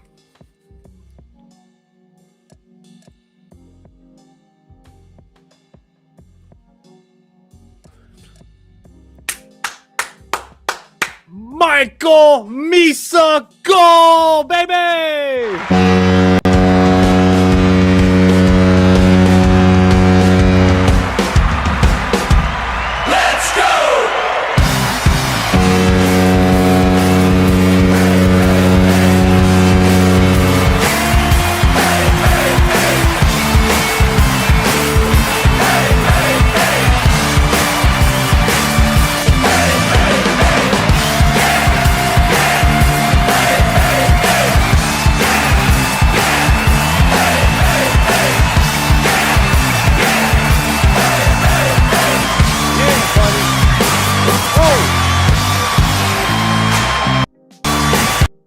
Let's go, baby. Yes. Yes. I'll bring it. You know what? We're going to go all out. For the first time, I'm wearing this jersey. So I actually caught this jersey. This was the last jersey before they went to the Evolve. This is, since we're talking about jerseys, and I'll get to your comment in a second. So I got this jersey. Nice little deal on NHL.com. I think I got it for like $40. And it's legit. It's Adidas. It was the last one before they went to the Evolve jersey. So I thought I'd wear it. I thought I'd wear it for tonight's game for the first time. We've already kind of showcased all these ones. I got some more. But yeah, that 93 jersey is absolutely amazing. Was it the teal one or was it the home white like it used to be back in the day? Home white jersey. And the Sharks Freak jersey, if you're talking about the giveaway, that one's absolute fire too. I love that Shark Freak design. But we're gonna bust out shoulder Sharky. Chain gain, let's represent.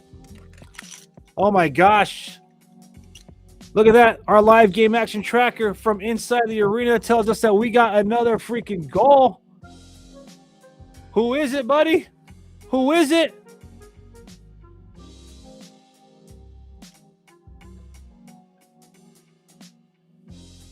Misa, baby. Almost again.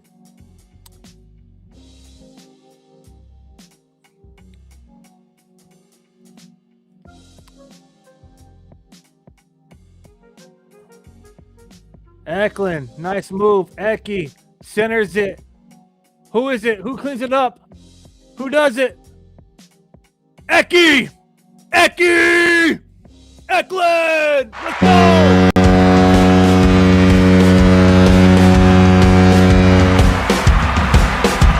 Let's go!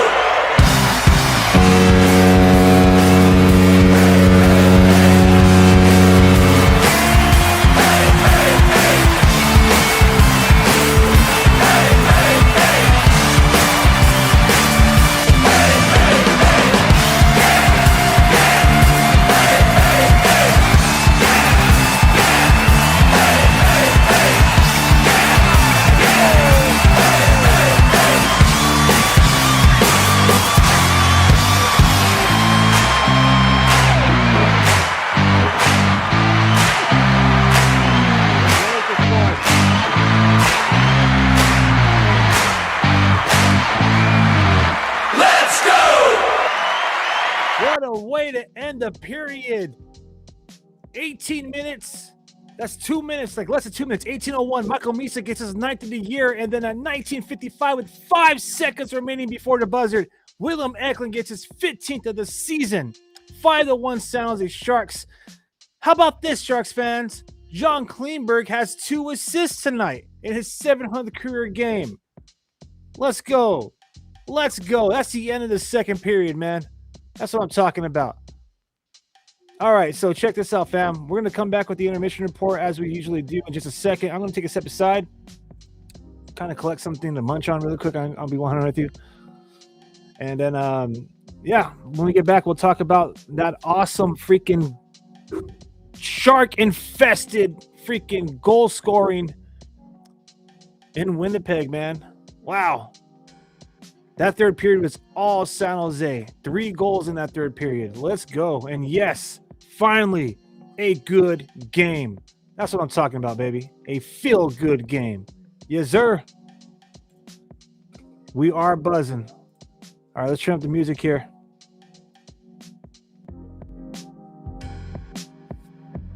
Let me see if I get something a little bit more for the atmosphere.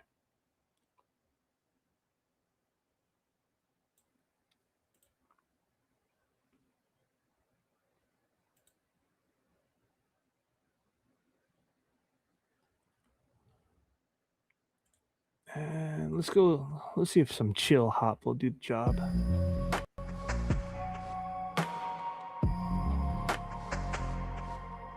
Maybe. Let's shuffle that.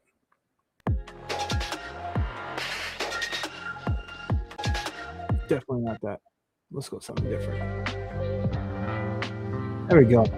All right, fam. Kick back for a second. All right. We'll be right back with the intermission report. Just a few.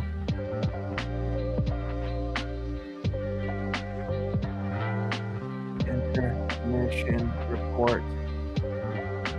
Coming up.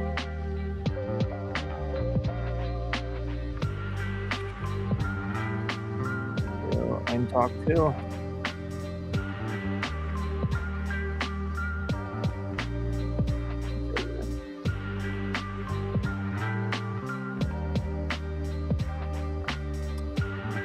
right, fam. Yours truly will be back in just a second. All right, so let me go get that. I'll be right back.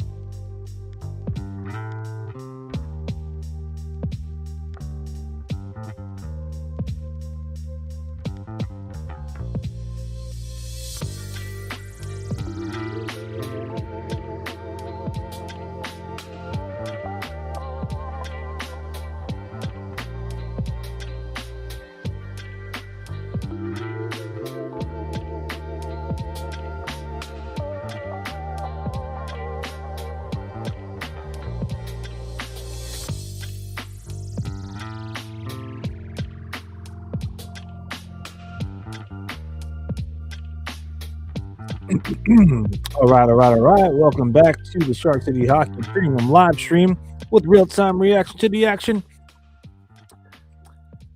I'm your host, Aaron James. Let's talk about that second period, why don't we, fam? Yeah, got a lot to actually update here, so let me bring this up real quick. Let me make sure all my stats are squared away. Yeah, 23 for the Sharks. Nice. That was a good period, especially for the talented Sharks fan. Colin Graff gets a goal. Michael Misa gets a goal. Willem Eklund gets a goal. In that first period, Will Smith got a goal. And Igor Chernyshov has a goal. Your cast of characters, baby. Your future. As they say in San Jose, the future is teal. Well, The future players in Teal are lighting the lamp tonight. Gotta love it. That third period was exactly what we wanted to see here in Sharks territory. So, just updating the scores here really quick, and then we'll get into it. Give me 1 second, family. Give me 1 second. So that made it 3-1. Colin Graff. And Michael Misa made it 4-1. This is exactly what I needed for my birthday. All right, so man, I'm getting old. I'm going to be 40 years old on April 20th, my fam. So feel free to drop a HBD, happy birthday, in the chat, or BFD for big effing deal. It's up to you guys. But yeah, hitting a freaking milestone here, 40 years old. Thank God, still around, and thank God for Sharks hockey. It'll be a lovely early birthday present to see my favorite team win out their final game of the season. But we got 20 more minutes, so let's see what happens. Remember, last time we got together the other night, Sharks surrendered 4 goals in that period, and I don't think that's going to happen. But it ain't over till it's over. So the stats after 2 periods: San Jose Sharks have 23 shots on net. The Winnipeg Jets have 19. Now, I skipped this the last time around, so I want to go over it. These stats are going to be purely San Jose Sharks stats, because that's what this show is a San Jose Sharks fandom live stream. Will Smith has 5 shots on goal. 5 shots, including a goal scored. Kiefer Sherwood has 3 shots. He's been pulling the trigger a lot tonight. I noticed that. Colin Graff has a shot on goal. 1 shot on goal and 1 goal. Ain't that something? Macklin Celebrini, shot on goal. Zach Ostapchuk, shot on goal. William Eklund has 3 shots on goal, and as you just seen moments ago, he scored with 5 seconds remaining in the second period. Michael Misa has a goal, and he has 5 shots. And Chernishev has a goal with 2 shots. Yes, sir. Defensively, Orlov and Muka Madulin have a shot on net, and Mario Ferraro, look at him showing up, trying to earn that extension, 3 shots on net. He's actually looking pretty good in this game.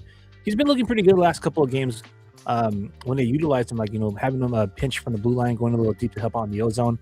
So it'll be nice to see him come through. Of the 19 shots faced, Nedeljkovic only surrendered 1 during even strength. So he's made 18 saves tonight. As it is after 40 minutes, he has a 9.47 save, a .947 save percentage. Pardon me. So Ned is looking good and consistent, adding that stability for the San Jose Sharks. Faceoff dot is split down the middle. Each team has 50% of their wins, 19 of 38 respectfully. Let's break that down. We love to do the face-off summaries here during our intermission. So let me just make sure the music isn't too loud. That should be good enough. And the intermission report is here. It's not coming up anymore. All right, so the total face-offs won, again, for San Jose Sharks are 19 out of 38. 18 of those were in even strength. 0 for 1 on the power play. 1 for 5 shorthanded. In breaking it down by zone, 4 for 11 were 1 in the offensive zone, 10 for 17 in the defensive zone, and 5 for 10 in the neutral zone. Again, a total of 19 faceoffs wins out of 38. Right down the center. No pun intended. Ty Dellandrea is 6 for 10 tonight for 60%. Barclay Goodrow had a faceoff opportunity, and he won it, so he's 1 for 1. He won that in the defensive zone, for those of you wondering. Zach Ostapchuk had not looking too great in the faceoff dot tonight. It is what it is. 3 for 10. 2 out of 7 in the defensive zone. Maybe don't put Ostapchuk in the faceoff dot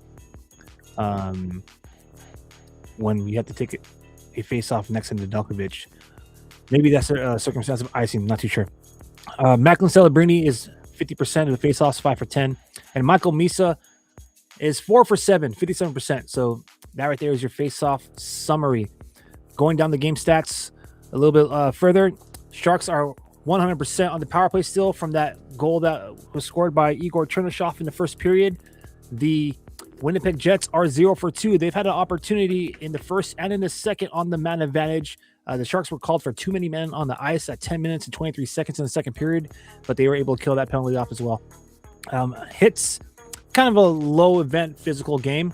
They've been seeing some bodies in the ice. I am almost certain that the physicality will start to pick up in the final 20 minutes here. Almost guaranteed, especially by the Winnipeg Jets going into this period in front of their home crowd, down by 4 goals. So 11 hits for the San Jose Sharks, 5 for Jets. Block shots, 6 for San Jose, 4 for Winnipeg. 6 giveaways for the Sharks, 13 giveaways for the Jets. Probably a big reason why we are smashing these guys. Typically, when we're watching these games with each other, it's the Sharks who are committing all the giveaways. As a matter of fact, I think 13 giveaways was their stat last night, or at least a couple of the nights when we're doing these watch-along parties in this past week. 4 takeaways for San Jose, 1 for the Winnipeg Jets. All right. Of the 23 shots on net, 7 were in the first for San Jose, 16 in the second.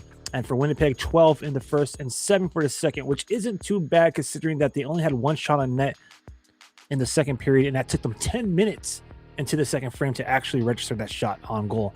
All right, let's take a look at the goals scored in the second period. It's all San Jose, which is great for us because this is, again, a San Jose Sharks fan live stream. So let's take a look. Boom. Colin Graff, unassisted goal.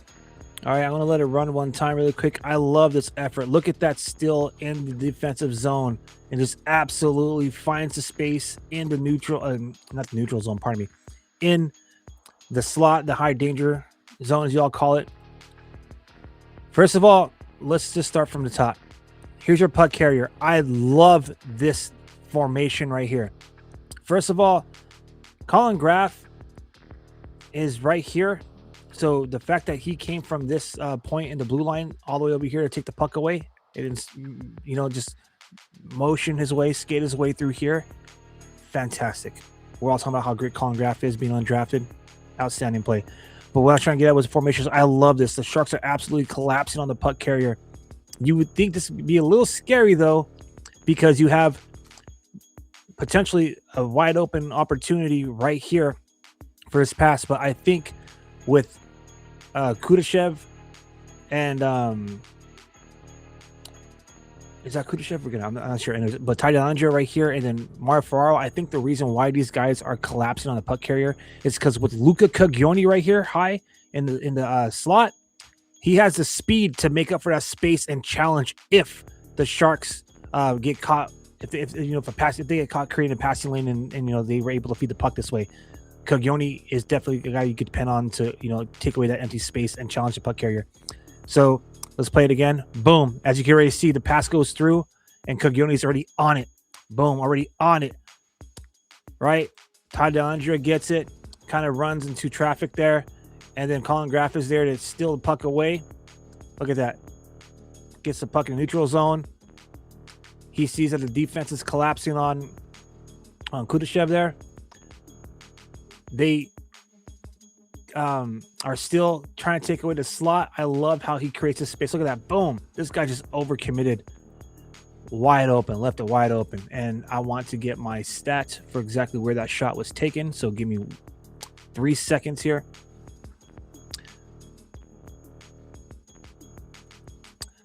Colin Graff's goal was right there, 22 feet in front of the freaking net. So beautiful. And, he snaps it home. Bam. Wrist shot, to be exact. We got a comment. Let me get to the comment here really quick.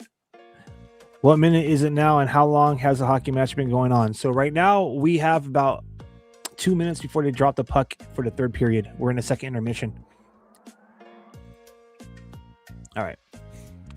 Now to the Michael Misa goal. So again, look at the Sharks, dude. Defensively, they're just kind of collapsing in front of the net, in front of Nedeljkovic. You had Eklund with the beautiful feed, and Michael Misa, bro. Look at that speed.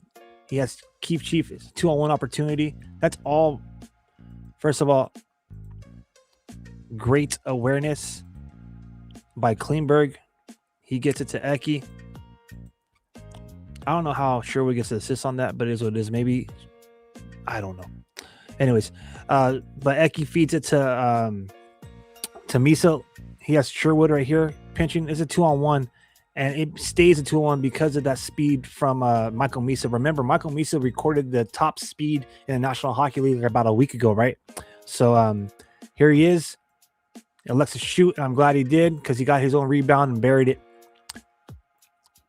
Now William Eklund, 5 seconds. This right here is just a matter of continuous pressure from the Sharks, not giving up, throwing it at the net, and man, good things happen when you just, continue to freaking overload these guys.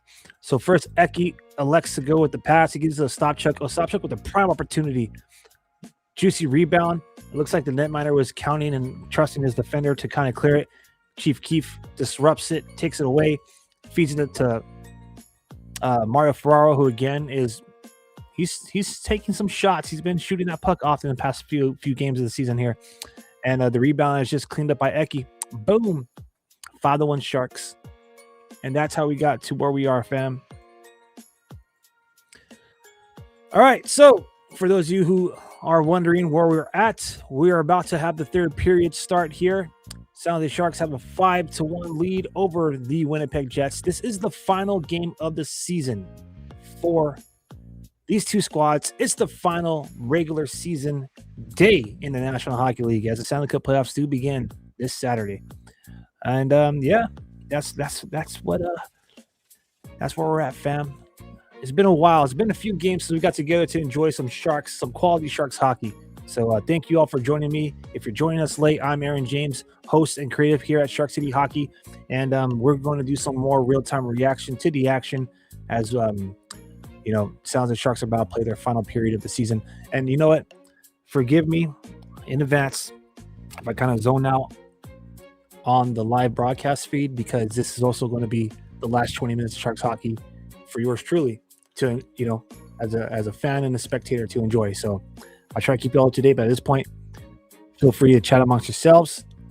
And right now, we're hoping for two things, fam. Macklin Celebrini to get at least one more point, so he breaks Joe Thornton's record of most single season points scored in franchise history. He's at 114. He tied Joe Thornton's 20-year-old record, and he needs one more point to take it. And we're also looking for Will Smith to get an assist.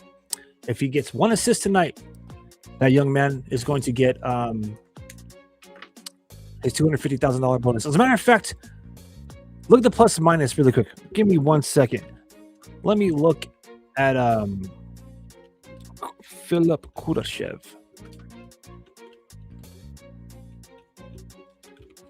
Because if he has a better plus minus than Kudashev, then he gets it.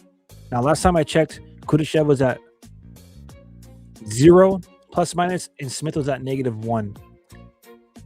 I mean, he was on the ice for a few goals, so he probably already got. Let me see. Let me look at him. His box score.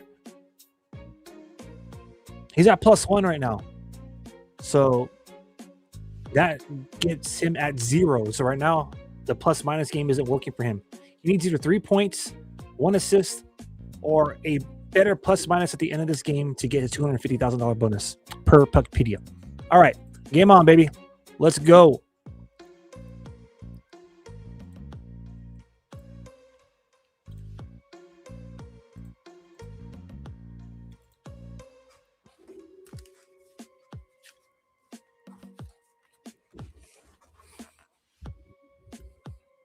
Macklin Celebrini, Chernishoff. Oh, Chernishoff trying to set up Celebrini for the goal to get the record. Chernishoff should have probably just shot it to give him the record, but I understand. He's trying to get Celebrini that record on the goal. Not mad at him. Klingberg now, Celebrini. Celebrini shoots. Celebrini now. Man, these guys are pressing. Celebrini, Igor Chernishoff, and Will Smith are bringing it tonight. Oh, dude, wrap around chest by freaking Chernishoff goes through the crease. They want this record. The team wants it for him, you can tell. Macklin shoots, he scores! Macklin Celebrini breaks the record with the goal! Let's go!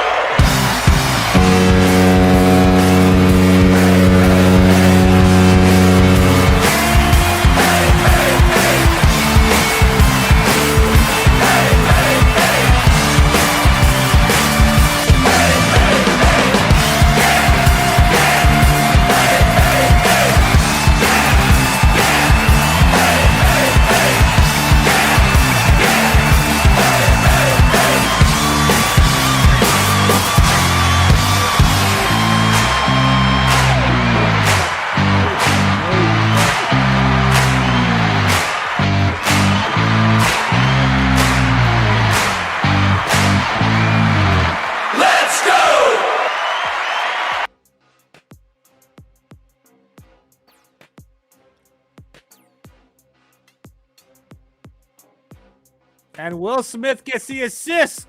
So Will Smith is getting cashed out, fam. Yeah. That's what's up. Awesome. Awesome. Let's go. That's beautiful, man. Absolutely beautiful.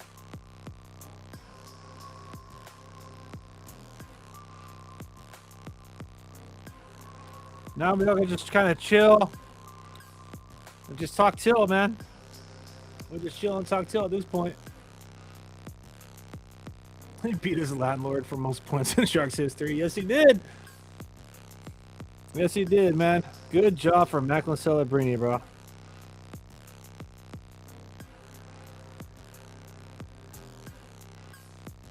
Wow.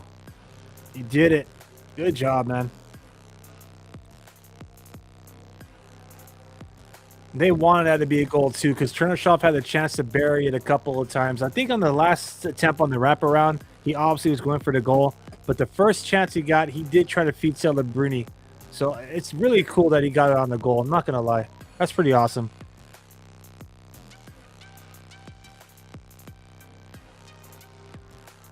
Man, good job, dude. And Klingberg with an assist again. Klingberg, bro. Klingberg came to play tonight in the 700 game. He has 3 assists tonight. 3 assists, bro. Klingberg set up Michael Misa. He set up Macklin Celebrini, and he set up Will Smith. I think it's time we show a little bit of respect to Klinger there, man.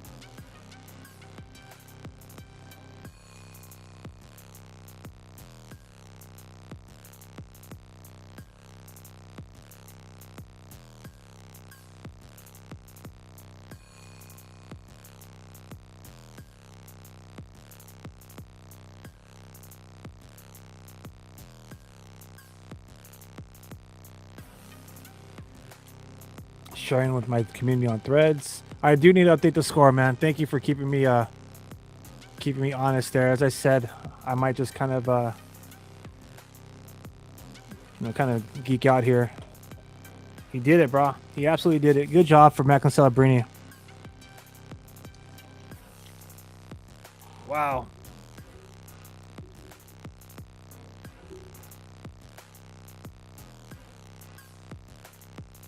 The best season by a San Jose Shark is Macklin Celebrini, his 2nd year. And, may I add, all until.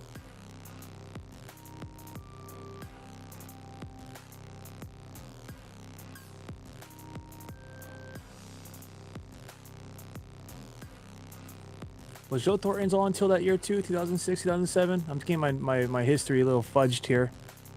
Either way, congrats to Macklin Celebrini, bro. I think if he doesn't come out with a freaking captain's patch on his jersey next season, people in Shark City are going to riot. You absolutely have to give this young man the captaincy now. Absolutely have to give him the captaincy.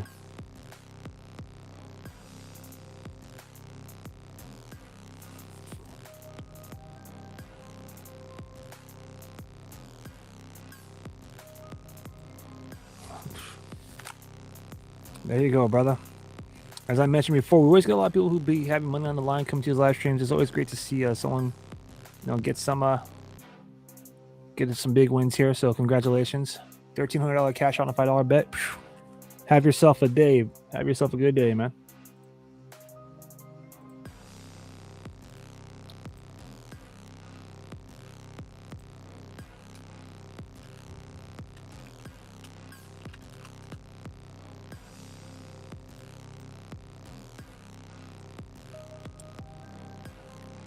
That's crazy, man. I'm just enjoying the commentary by Randy Hahn and Drew Amenda right now. Sharks legends in their own right. And they're talking about how the dialogue undoubtedly will start to be how much more can he score? How much further can he take the team? We were kind of already talking about that early on, right? Like, if Celebrini breaks a record, that's one thing. But if he ends up leading them to a cup, now you're talking about him being like the greatest Shark of all time. Right now, he just bested one of the greatest Sharks of all time. So, congrats. Hopefully, Michael Celebrini has a nice, long career here in San Jose. And, hopefully, this is the only team he ever plays for. You know what I mean? And this way, we could put a number 71 right there next to 19 and 12. But, hey, it's just second year. But based off of what it looks like in the second year, to take Jomo Joe Thornton's record, man, I think it's safe to say that this guy is going to be an NHL icon. And I'm glad he's in Teal. Damn. Ticket price is going up for show now. Anyways. Yeah, buddy. Good job, Michael Celebrini.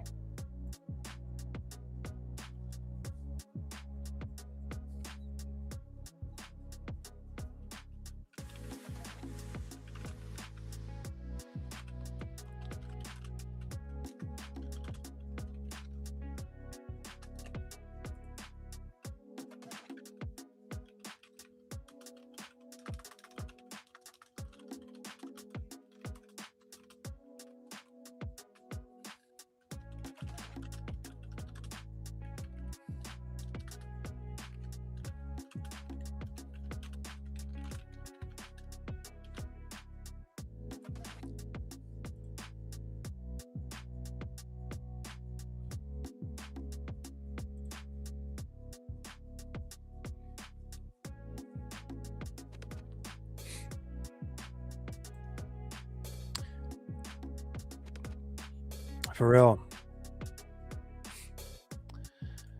We'd love to see him be a franchise player. I mean, it's no secret he's a huge Vancouver Canucks fan, but so was Bedard, right? And he's with Chicago. Those two guys played each other last night. Bedard did not have himself a good game. But, hey, they won for the last game of the season in front of their home crowd, so it is what it is. But back to tonight, that's what really matters. Yeah, it'll be nice to see him, be like Crosby or Ovi and stay with the same squad. And yes, to that point, we are still in the mix for the first overall, which is really crazy. That would be amazing. Honestly, if the Sharks find a way to move up to first, if they, by the grace of God, win the draft lottery this year, then I'll tell you I'm not mad about them missing the playoffs. Honestly, bro. If they can find a way to win the draft lottery, that would be crazy, because then without a doubt we'll be getting that blue chip prospect defender. That'd be crazy.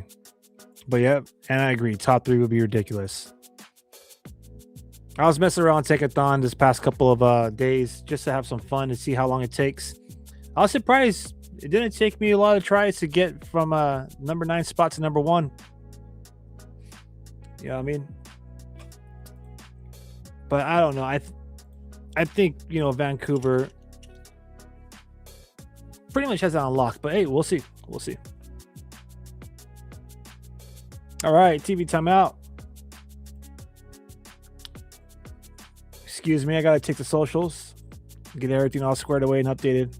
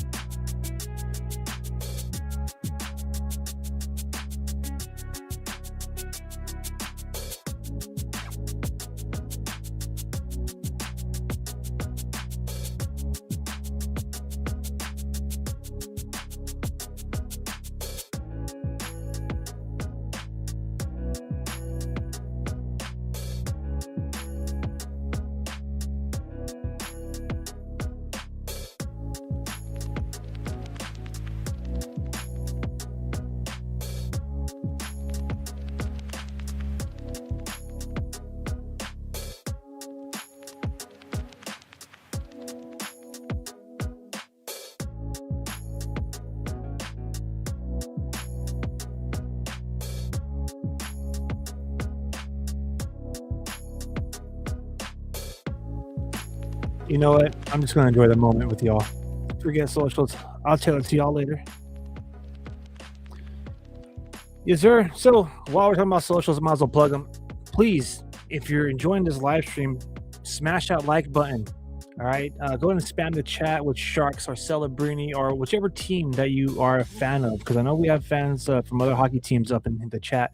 Also, consider following us on Instagram. That's home base for our content here. Our content hub is on Instagram at Shark City Hockey. The amount of growth that we've seen in the past couple of months at the end of the season has been absolutely fantastic, and I just want to say thank you to everybody who's had a primary assist in Shark City Hockey's goals. We have so much more in store, as we usually do, and just because it's the last game of the season doesn't mean that we're going to stop striving and thriving to bring high quality content to you guys, to your social feeds. So check us out on Instagram at Shark City Hockey. And I've been noticing lately we got a lot of people who either hang out in the comment section on that thing just to start some unnecessary drama, probably bots, hockey marks, plants, you name it, or other people who just kind of like lurking around and don't follow for some reason. So we do have the comments section for followers only. The good news is if you follow for a week, then you can start engaging with our amazing community. I only do that to protect the amazing community that we built, because for one reason or another, some people just like to use social media as a means to like spread negativity or to like throw shade. You know what I mean? But as the saying goes, if you ain't got no haters, you ain't really popping. All right. So, long story short is, I really appreciate all y'all support, and I invite you guys to come and engage with the community. I love opposing opinions. I love different, I love diverse thoughts on the team. So you will get a lot of people that are very passionate about their team, and it makes for interesting conversation, right? Not a lot of like stuff that you would see like on different online sites like forums or other social media sites where like it seems like the conversation or the narrative is just being kind of forced or shifted one way. And all of you guys here on YouTube, by the way, have been absolutely amazing. Thank you all. As I said, this is our 7th season, and we finally on YouTube hit over 1,000 subscribers. I know that's not a big deal, in the grand scheme of things with all the other with all the other content creators out there. But to us, it means the world. All right. And by us, I know I'm a singular person here, but there are people who are on the team and people who are behind the scenes that aren't in front of the camera. And in fact, after 7 seasons, it took me almost all 7 seasons to finally put my face on video. So I'm outgoing, but I'm also naturally shy. But back to the point is, I just want to say thank you all for having support us here. And yeah, man. It's been a fantastic season, and I'm just so happy to see the Sharks finally getting out of the freaking basement, dude. I imagine that this should be the last season in which we are in the top 10 draft selection, and that is exciting.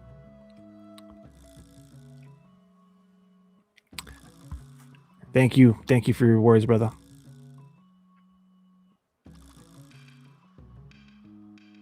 Wish this man luck. Sharks need 2 more goals. You got 10 minutes. Wish him luck.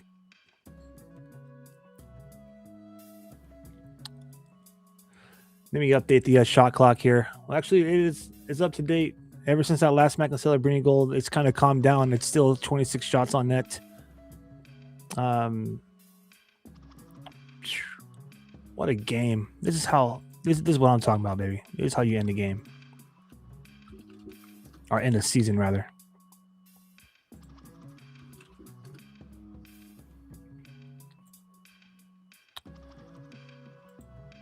So I do want to show some love really quick to my love, the love of my life here. She's a big Sharks fan too. You're welcome. Oh, crazy. She had this awesome. So I mentioned this. I don't want to make this about me, but I really want to show this. I mentioned that my birthday's coming up. My birthday is this Monday. When we first started dating, she made this by hand, the icing by hand. This cake, this birthday cake, and I just wanted to show it to y'all because I wanted to show her a little bit of love on the stream. But yeah, Sharks coming through with the early birthday present. But this is when we first started dating. We've been together for like 16 years now, so this was way back when. And yeah, looking forward to celebrating this weekend and celebrating tonight. Sharks dub. It ain't over till it's over. So I want to get ahead of myself, but I'm pretty sure that this one's done.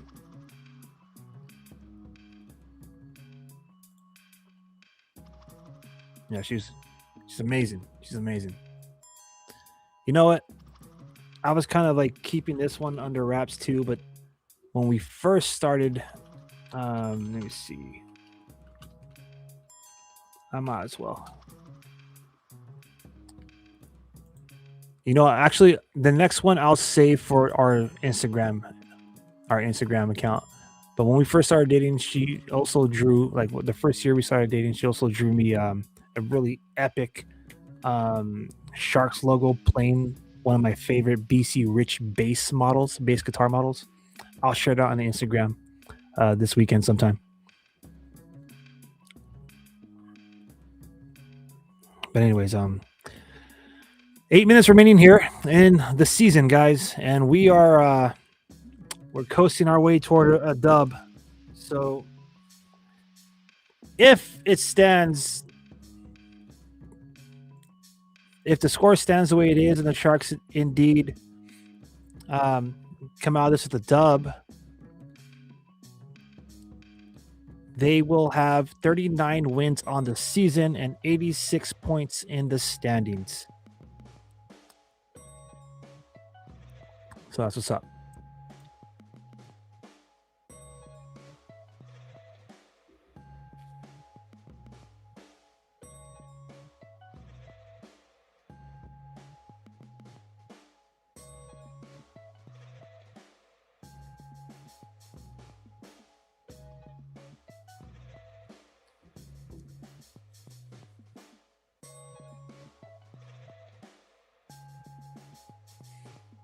All right, come on, buddy.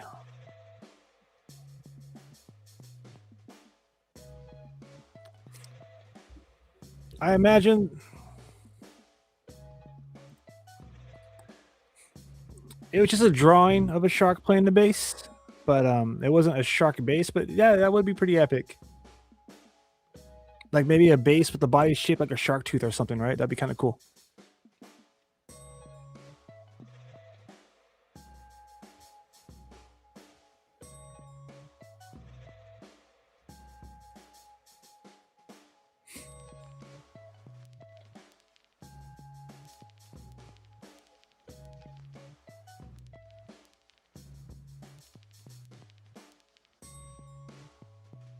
That's unnecessary, man.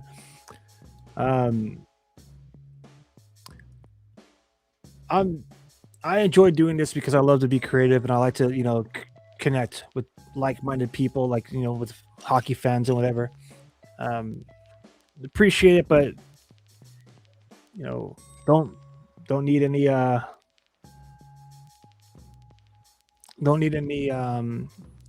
money sent our way. But thank you. Maybe one day we'll open up a shop at Shark City Hockey for some merch to support the channel and whatnot. But as of right now, for the last 7 years, just been holding it down ourselves, and that's pretty cool.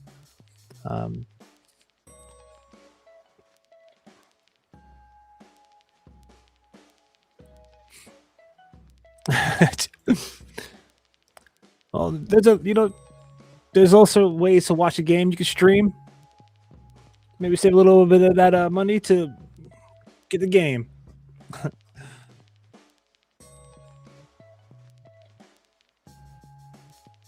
All right, let's go. Hey, the Winnipeg crowd is at least having some fun. They're doing the wave, which, if you're not familiar, was created by a Bay Area legend called Crazy George. And it's actually kind of funny because The Sharks literally honored him 2 weekends ago at the Shark Tank. Crazy George. Delandria now with Graf. Graf shoots. Oh, what a save by the netminder, but it's a juicy rebound. Delandria's poking at it. It's still loose. The ref is just holding on to the whistle. This is crazy. Oh, now we got to fight. They did not like that.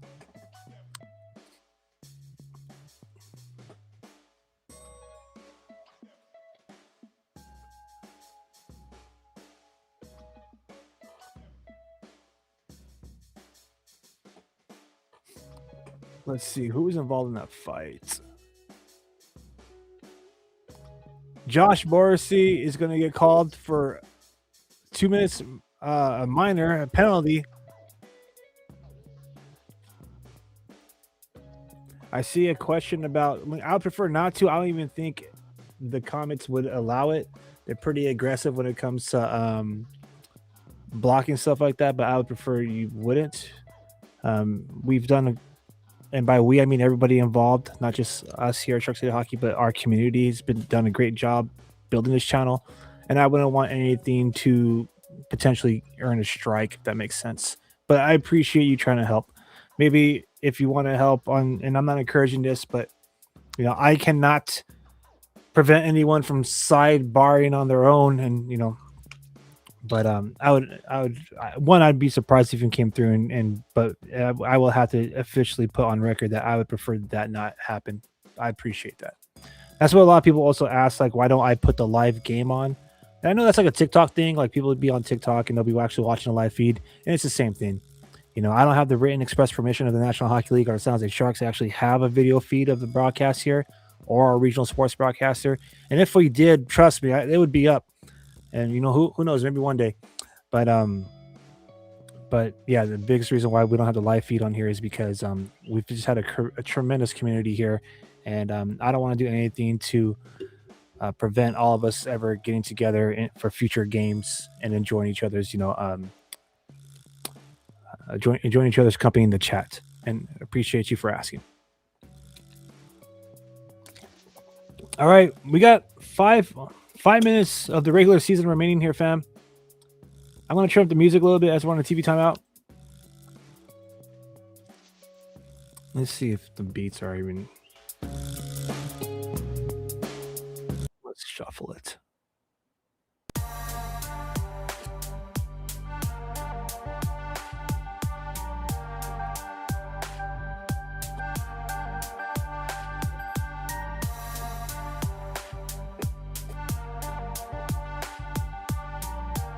I'm surprised.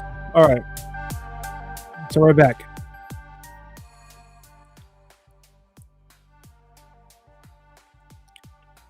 I'm surprised that the referees did not blow the whistle there. They allowed Ty Dellandrea to just hack away at that freaking glove of the netminder of the Winnipeg Jets. It's not Connor Hellebuck, in case you guys are wondering. Eric Comrie is in nets for Winnipeg tonight. Good thing for us, because who knows what the results would be if Hellebuck was in. But it's all good. All right, so after that scrum, we got 4-on-4. So 4-on-4 for 2 minutes here. By the way, let me update this shots for the Sharks. They're at 32 now.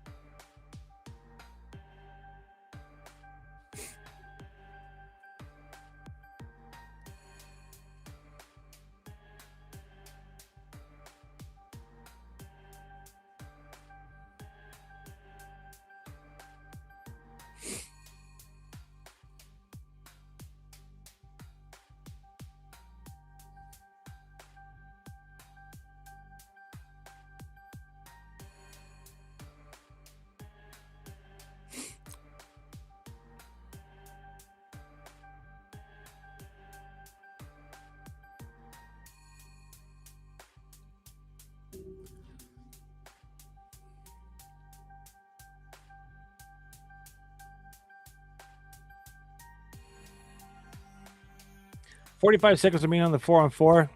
I was expecting some more open, nice action here. Oh, Curtis Chef with a good shot in the slot. I was about to say, but they kind of just, both these teams kind of look like they're interested in letting that clock run down.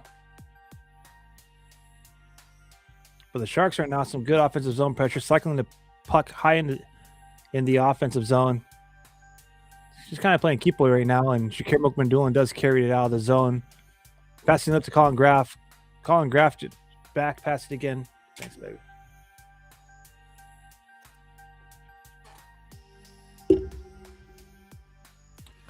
Three minutes remain or less, depending if you're watching the broadcast at home or if you're watching a live game action tracker here. This is it.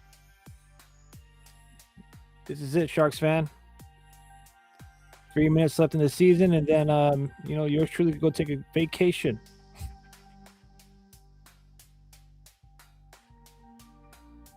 Am I the only one that lost the audio feed?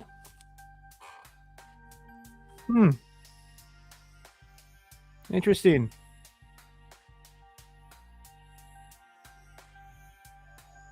Oh, there it is. Strange.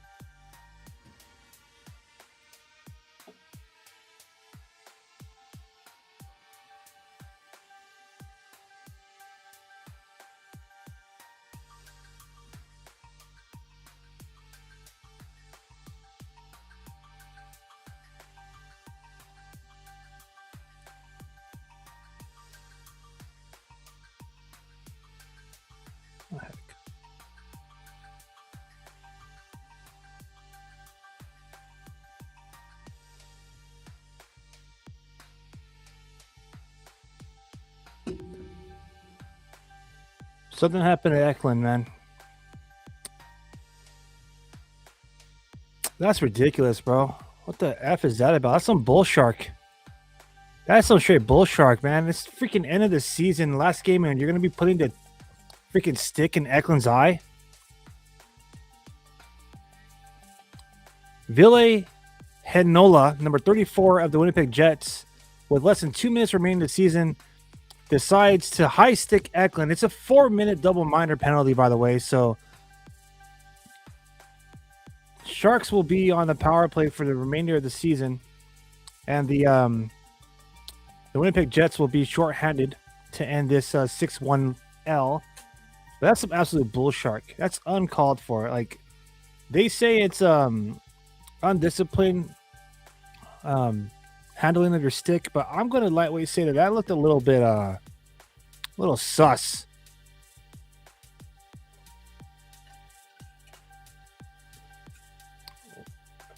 Ooh, great save by Alex Nedeljkovic on the breakaway, short-handed breakaway.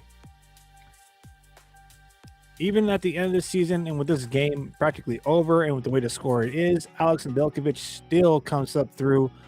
He made a great save on Kyle O'Connor.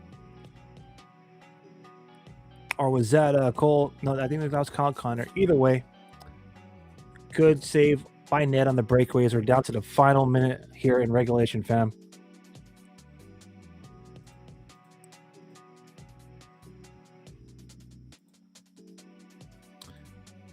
Cagioni now looking for his first goal.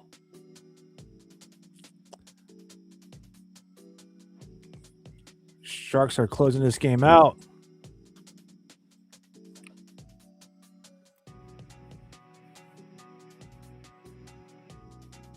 That's the season, fam.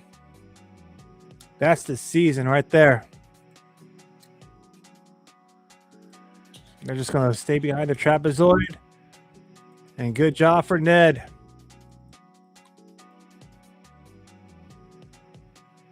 That's it.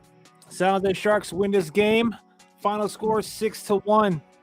I just want to say really quick, thank you all once again for coming through for another live Real-time reaction, another premium live stream from Shark City Hockey with real-time reaction to the action. San Jose Sharks defeat the Winnipeg Jets by a score of 6-1. We got to see everything we wanted to see here tonight. Nedeljkovic with the dub.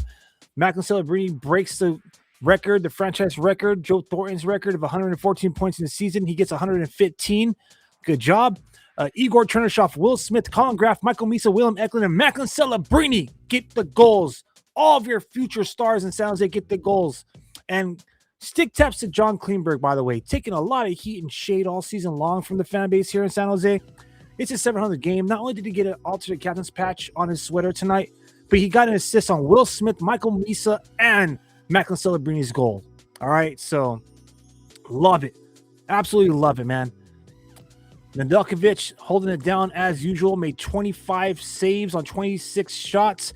He ends his season with a performance of a .962 save percentage. Tell me who the number one netminder is in San Jose again, please. Anyways, it's birthday weekend for me, all right? So if you all want to keep continuing to connect, subscribe to the channel. More than likely, we're going to be I feel like we should hang out throughout the Stanley Cup playoffs. We'll see. It'd be kind of tough for me to do a live stream from another team, but we will connect with you for sure for the San Jose Barracudas Calder Cup playoff run. But as far as going live like this in the chat, it might be about a week or so because yours truly is about to celebrate the big 4-0. All right, so y'all have a great rest of your night. Have a great weekend. Y'all be safe. And I know until next season, let's go Sharks. Let's go Sharks. All right. Y'all have a good one.